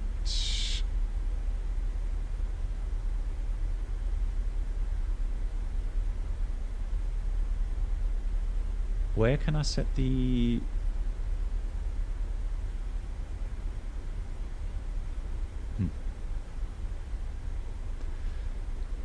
So we have 2,000 meters available. Okay, I'm going to go with auto brake 3 in this case.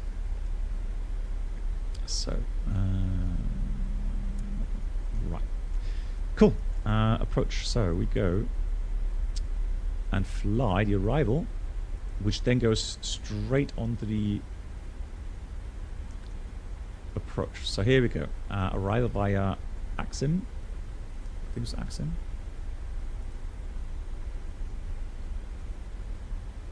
Oh, sorry, no, Matro. So Matro, 250 knots, 14 to 12,000 feet window.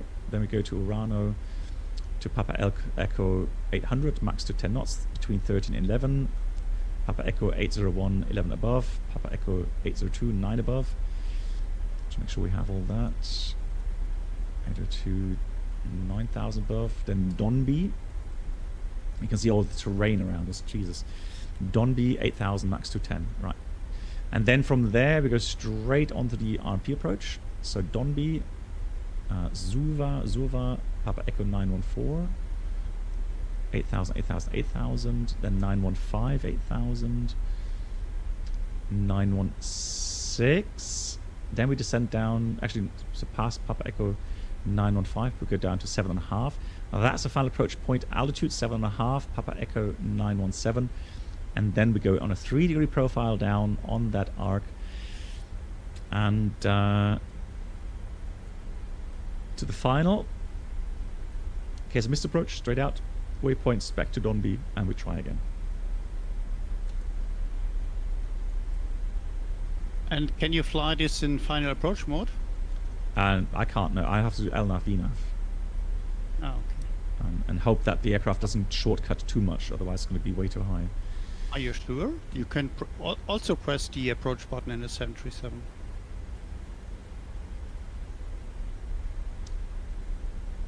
I don't think it's is it?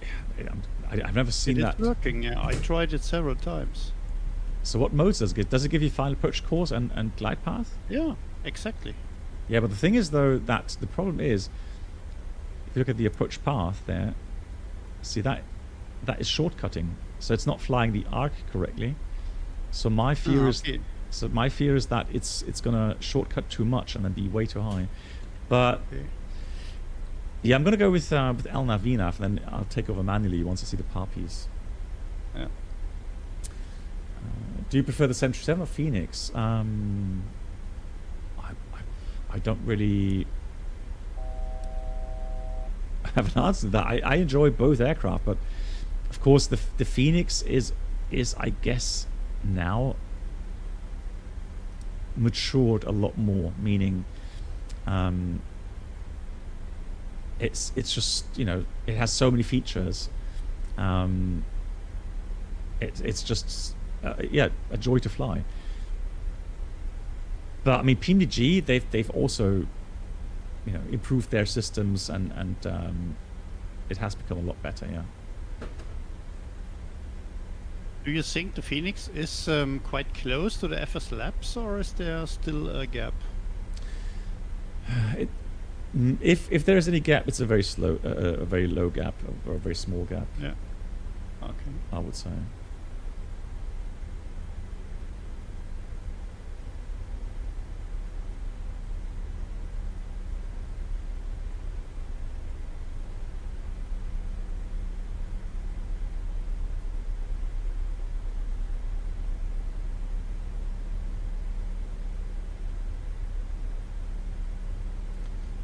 A lawsuit against the captain? That's crazy. No, I mean, so let's say, so what would I guess what would happen is, for example, the family members, if they have any doubt about your, as a, you know, what the captain did as actions, if they have any feeling that, you know, the captain is to blame, they will file a lawsuit against him, 100%. Just going to do a bit of speed brakes here.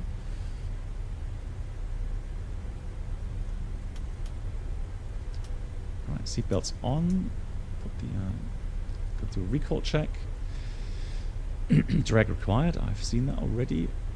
Doing that. So let's have a look at the checklist.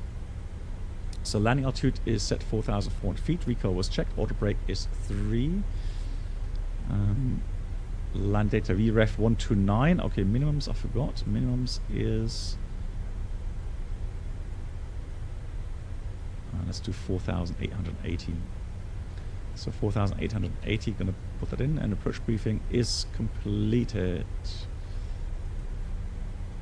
And that's the approach checklist complete as well. Right. So 4,880.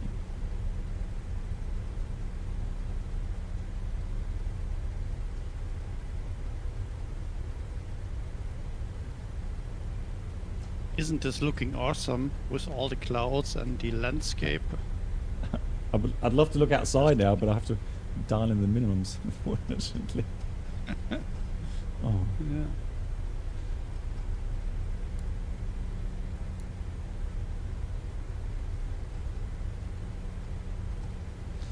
Yeah. You have your first flying lesson on Monday. Nice. Advise, enjoy.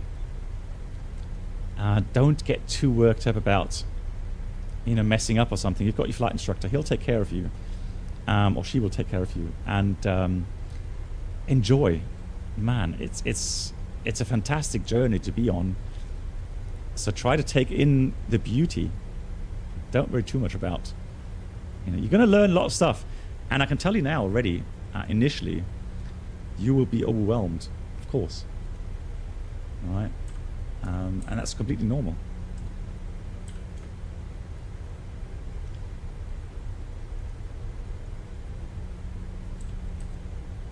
Oops.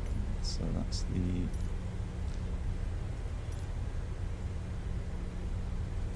3007. Okay, interesting.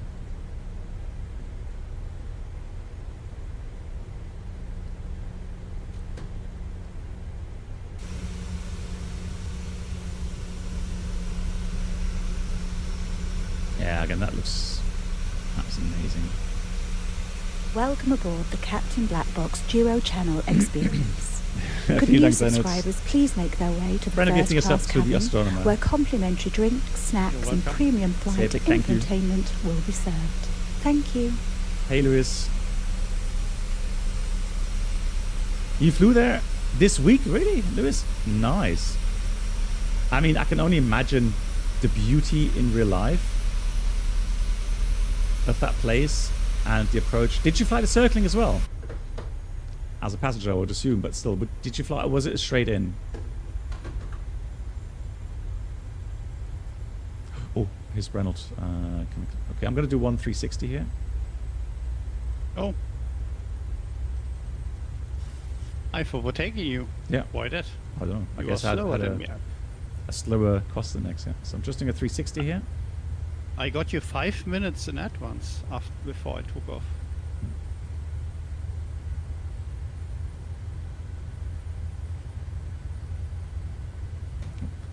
Speed brakes go back in.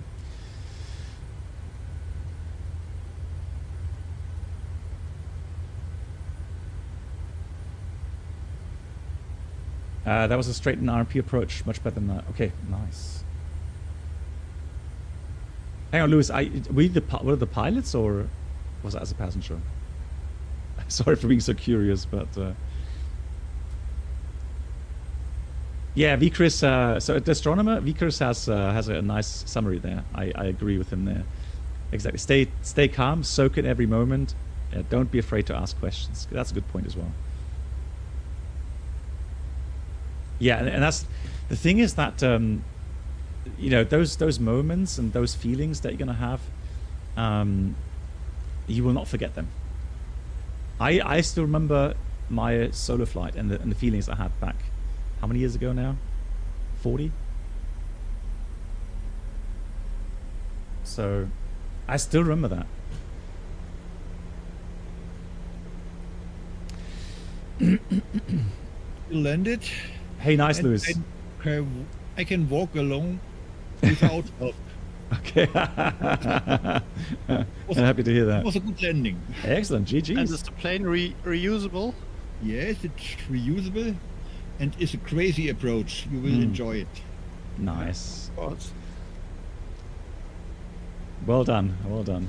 Fair enough. So there's a good video. Is there a good video where crew coordination during a flight handle situation, the passenger having a stroke? There's a good. Oh, there is a good. Okay. So Tango Kilo. Can you post a link? Can you post a link to one of my moderators, please? And they can Tango check. Kilo, is this a real video or is it this training video? Because we just watched a training video from Air France. Yeah. France. So Lewis, you were actually flying. Nice. Okay. And what aircraft, Lewis? Sorry for again. I'm just so curious. 320 or 737 or?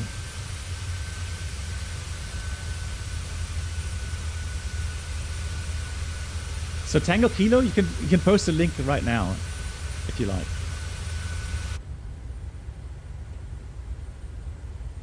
A blue one. Lord, what aircraft did you fly? A blue one. Good. Let's continue down. Let's go down to 8,000. We'll do that with VNAV path, obviously. So VNAV path 8,000. 320.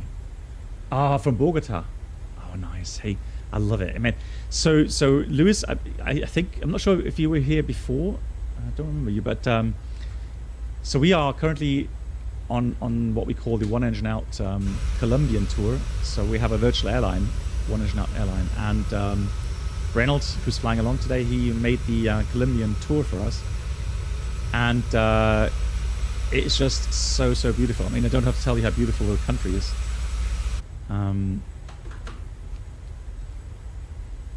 so, yeah, we try to fly all of these interesting approaches. So the next limitation would be payload between 13 and 11. Yeah, Ivan, I agree. Colombian update, world update would be fantastic. Yeah, I agree.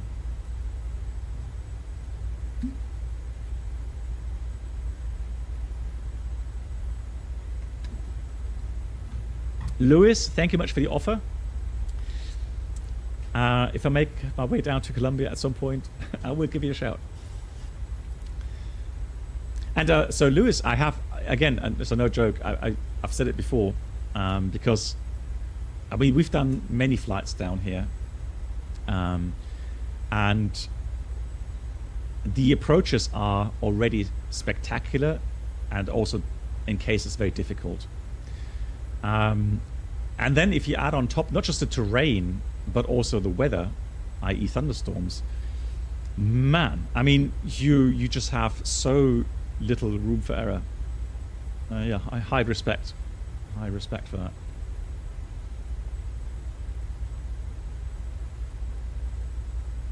I have a problem with the terrain radar. It does not show up the mountains in front of me. You're flying 320, correct? Yeah. I guess because of the high altitude, maybe it's just not showing. It's okay. kind of weird system behavior that it tells, oh, 30,000 feet, I'm not going to show you any terrain.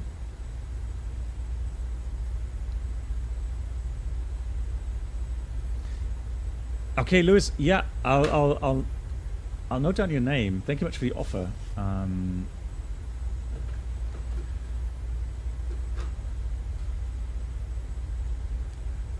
Yeah, and we've been to Bogota. We've been to I'm not quite often doing the routing like Bogota to Quito. Yeah, but we've also visited many other airports. I'm just, Brainerd, are we flying to Bogota again or on this tour? It's the final leg. Oh, the final leg. So the final leg number. I don't know. So we like halfway. I think somewhere halfway now on the tour. But the last leg will be to Bogota.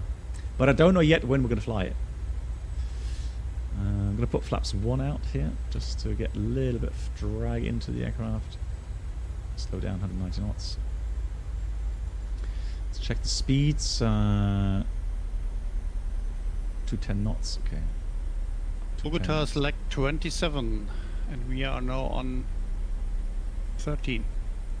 Okay, so halfway. My guess wasn't bad then. Yeah, Close. so halfway right now. Yeah.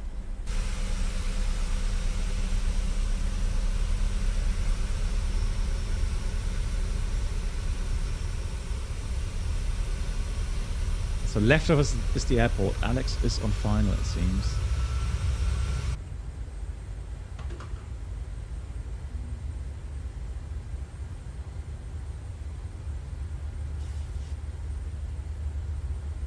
Yeah, Tango Kilo. That would be appreciated, yeah. If you find the link, just let us know.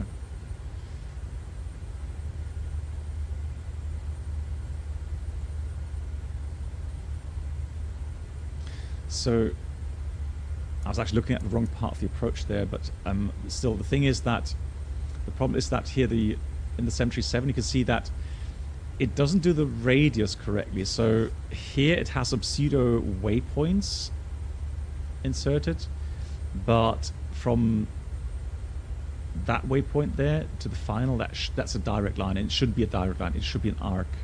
So that arc would give us a little bit more track mileage, and that's what I'm a bit afraid of, because then we're going to need more than 3-degree descent rate or descent path. But we'll see. Maybe it still works out without a crazy dive.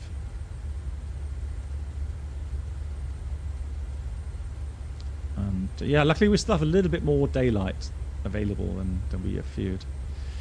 So now we go down to 8,000. Here we are. Gonna go to Donby in a second. 8,000 it is.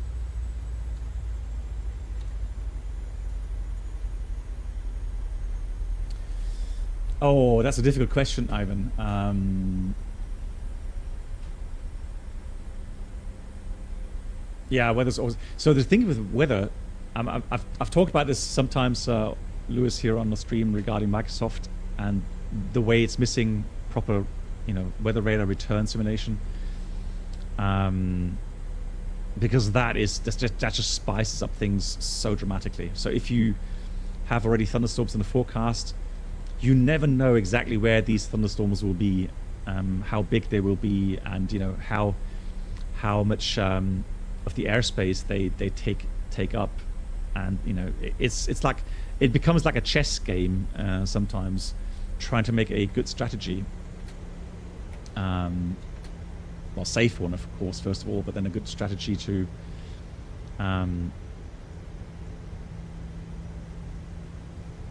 apply, and then get down safely. I'm gonna go level change here, 8,000, and then 8,000 until Papa Echo 915, and then we go down to 7.5.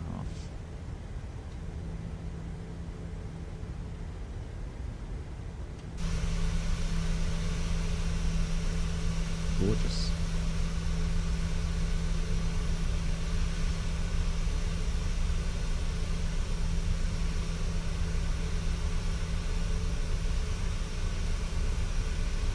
Oh, the FMC did a mistake here. Okay. In the charts it says a Papa Echo 915 is mandatory 8,000, and it descends already before. Okay. You're flying a Phoenix, correct?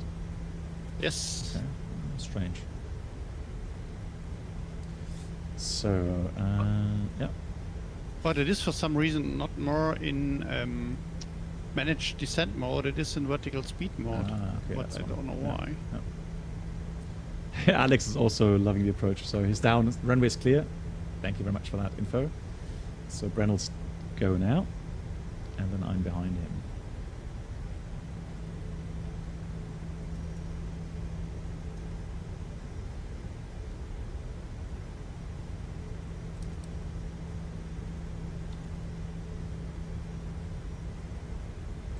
There he is. Wow. So beautiful. Incredible. So...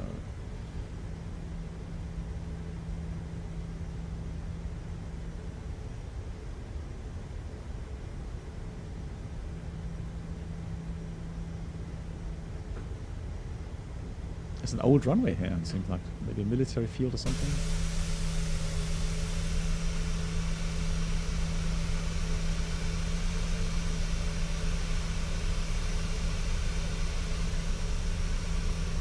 When I dial on 7,500 feet on the FCU, and I put then maybe 700 feet per minute descent rate, it should not go under the 7,500, right? No, it will go below. So the only time it respects that if you're on managed descent mode. Yeah. So it should say VNAV, and hang on the Airbus it says path. No, what? Hang on. It says VNAV, right, on the ND320. I'm lost now. Been flying too much Boeing. Boeing, it says path. VNAV path or VNAV speed, but... Actually, I have app nav and final in amber. Welcome aboard the in Captain blue, sorry. Blackbox Twitch channel subscriber experience. Could new subscribers please make your way to the first class cabin, where complimentary drinks, snacks and premium flight entertainment basic will be served. 50 months! Thank you. Thank you. I had my first A320 full motion flight in Berlin today. It was so cool. BB711 beloved, BB711 thumbs up, BB711 thumbs up, BB711 thumbs up. Thumbs up. I'm sure you enjoyed it tremendously.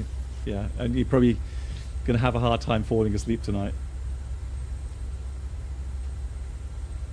Very happy to hear that you enjoyed it. Yeah, so you can imagine now, full motion, right? That is something else. I mean, you know that you're in a flight simulator, but the motion changes everything, really. So that's 10. The runway we pass is Carta. Okay, so it's like a private field or something, or... So the runway is straight ahead. Clouds a little bit in the way there. Cool, now we break off. So 8,000 mandatory until there. I'm in altitude hold mode, so I can dial down 7.5. Flaps are 10. I'm going to slow down here. And then we'll go down to 7.5 and out of 917. That's when the final descent starts.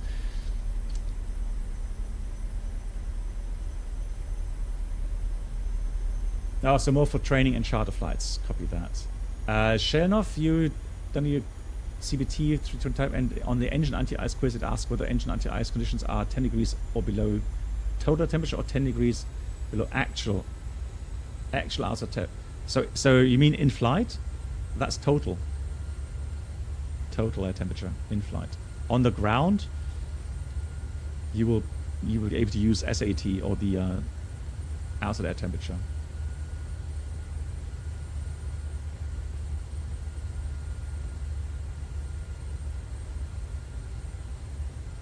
In flight, but we're talking in flight, correct?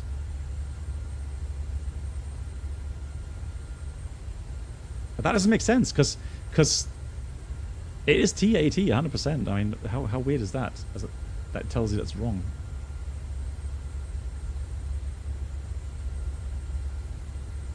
Well, no.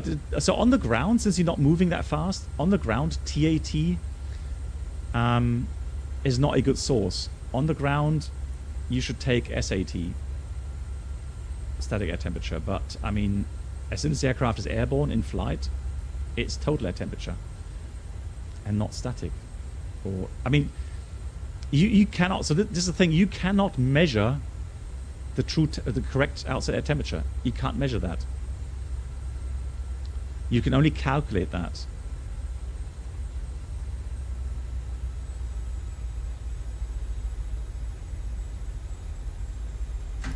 Gears coming down. Flaps 15.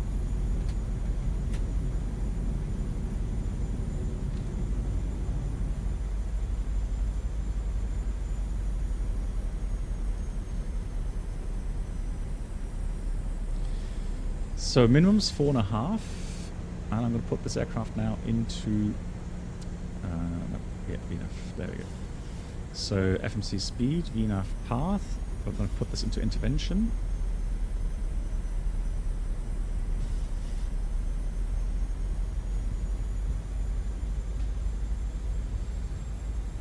Wow. Okay. I just wish I could go into the outside view here. Right. Let's go flaps. So safely down. 2530. Well done. How was it? Yeah, I was quite happy. Nice. You enjoyed the whole runway length? Yes, I did. You paid for it. You can enjoy it. It's all good. Yeah. Oh, I just look at the terrain. Oh my god. Saved a little bit fuel on the reverser. Speed brakes on green light. Gears down to green. Flaps are 40 green light. Starts with continuous. Oh my god. I will expedite my backtrack. Wow. That is incredible. Look at that. There's the runway back there. I didn't realize you would be flying. So that path takes you so close. Wait for the short final. You are not there. I was just about to kick out the autopilot. I thought, no way. Terrain, pull up. Disregard. Terrain, Oh my god. Look how Runway close you're steer? getting. That is amazing. Because see how the LNAV path, the lateral path, takes you right between those little mountain peaks. So this now is where it gets a little bit difficult to check. Wow. Oh, that bridge. Beautiful.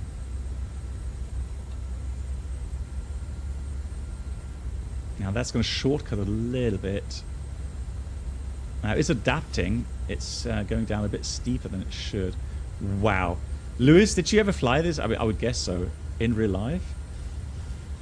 I'm going to go manual flight because we should be going over the bridge, I would imagine. But I need to align the aircraft correctly.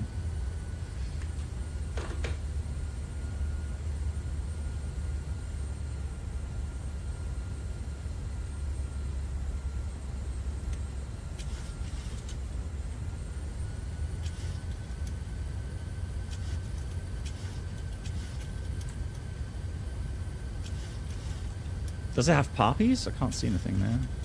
Yes, it has. Okay. Wow. Wow, this is brilliant. And look at the way the runway is shaped.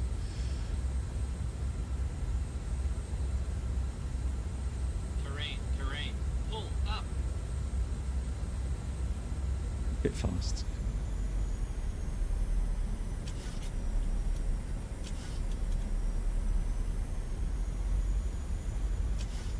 Into the sunset as well.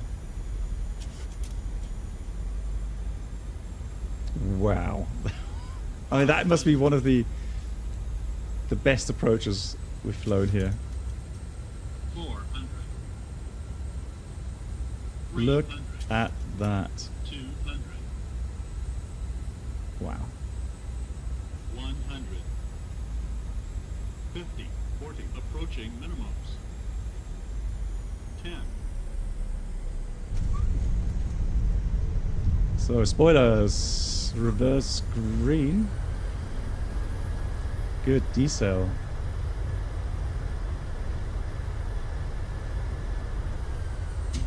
Manual brakes. So cool. That was brilliant. Hey, leaning time. Wow. That was your best simulator approach ever. That was incredibly scenic. I guess I would have to do that again sometime at full daylight. That bridge in real life is just abysmal. In what way, Lewis? So impressive, I would imagine. Yeah, Alex, right? Yeah, we need to fly the approach again at some point. So I tell you what we'll do, guys. When we finish the tour, we're gonna do a quick poll and then decide on the 3 most impressive airports that we think we should fly again, and then we do kind of a encore for the most interesting 3 airports. So if you really want to spice up your flight simming life a bit, I can only recommend you these tours. So especially Colombian tour. That is, I mean, we've seen the Iceland tour, Norway tour, whatever. They're all absolutely beautiful, no doubt. But right now, at this very moment, I can say that the Colombian tour beats everything. Yes. Yes, I think, Brennelt, are you available Sunday evening for a group flight? Or look Yes, why not? Yeah, so guys, everybody's welcome to join these group flights, guys. There's infos on our Discord server. And the next flight then will take us from here to the next airport. I have to look up what airport that is. And just for reminding,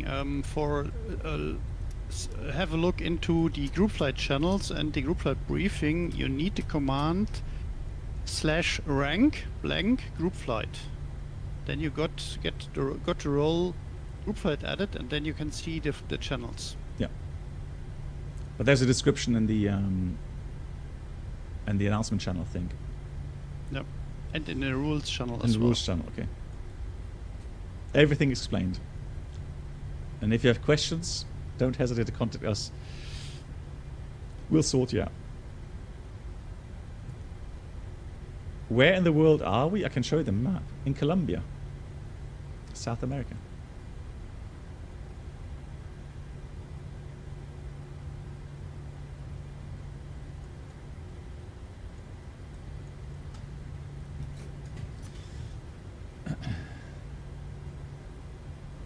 Just waiting for the APU to start up. That can go off as well. Okay, guys. Wish you a good night. Jeremiah, thank you for flying along. And Night, enjoyed Jeremiah. You enjoyed this one. I saw that. Pleasure. Thank you so much. Good night. Good night.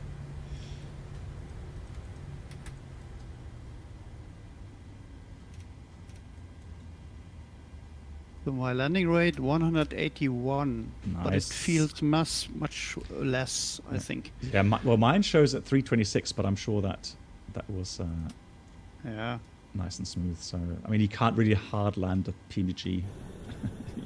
you have to really... These measurings are all very wrong. Yeah, you have to try really hard to land it hard. So, Yeah. I'm going to try. I'm going to try to participate. The thing is this, guys. Beginning... When exactly was Across the Pond again? I know, Mark, you sent me a nice message regarding Across the Pond. Blackbox, how about cross the pond in the Concorde? 20th. Okay, so guys, so here's the thing. On the 17th of April, we start our renovation works here in the house. Oh. And I haven't really talked much about it, but we are ripping out literally 3/4 of the lower part of our house. So we're redoing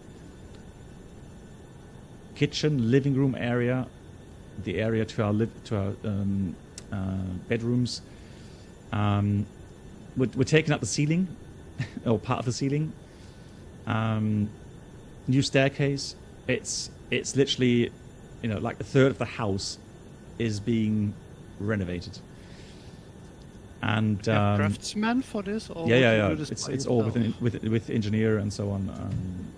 Okay. Because it is quite complex thing to do. And so as you know, my office is upstairs. So I've got to see how I even get upstairs. And then I've got to make sure that, I even have a telephone line still working upstairs. So I'm going to try to make everything possible. But it could be that I will not be able to stream for a certain amount of time in between. And the renovation work takes 6 weeks. That's how big the whole thing is. Yeah, well, we're going to have a ladder, that's for sure. But exactly, You do a because live stream from your construction work. yeah, exactly. See me go crawl up the ladder. Yeah, sure.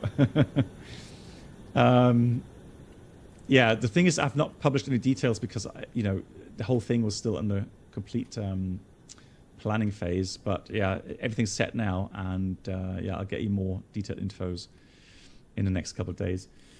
Anyways, guys, here's the view again over the city. How beautiful! What a beautiful approach that was. As always, Brendel, thank you very much for all the help regarding the Welcome. the group flights. No, so Wasteland 6 weeks. It's going to be. We already had a little bit buffer in there because the engineer. Yeah, I trust her that everything will work out. So hopefully, keep fingers crossed. Anyways, guys, thank you so much. Sunday, we'll be back again. Stay safe, everyone. Stay positive, and I'll see you again very soon. Thank you very much for all the support. Good night.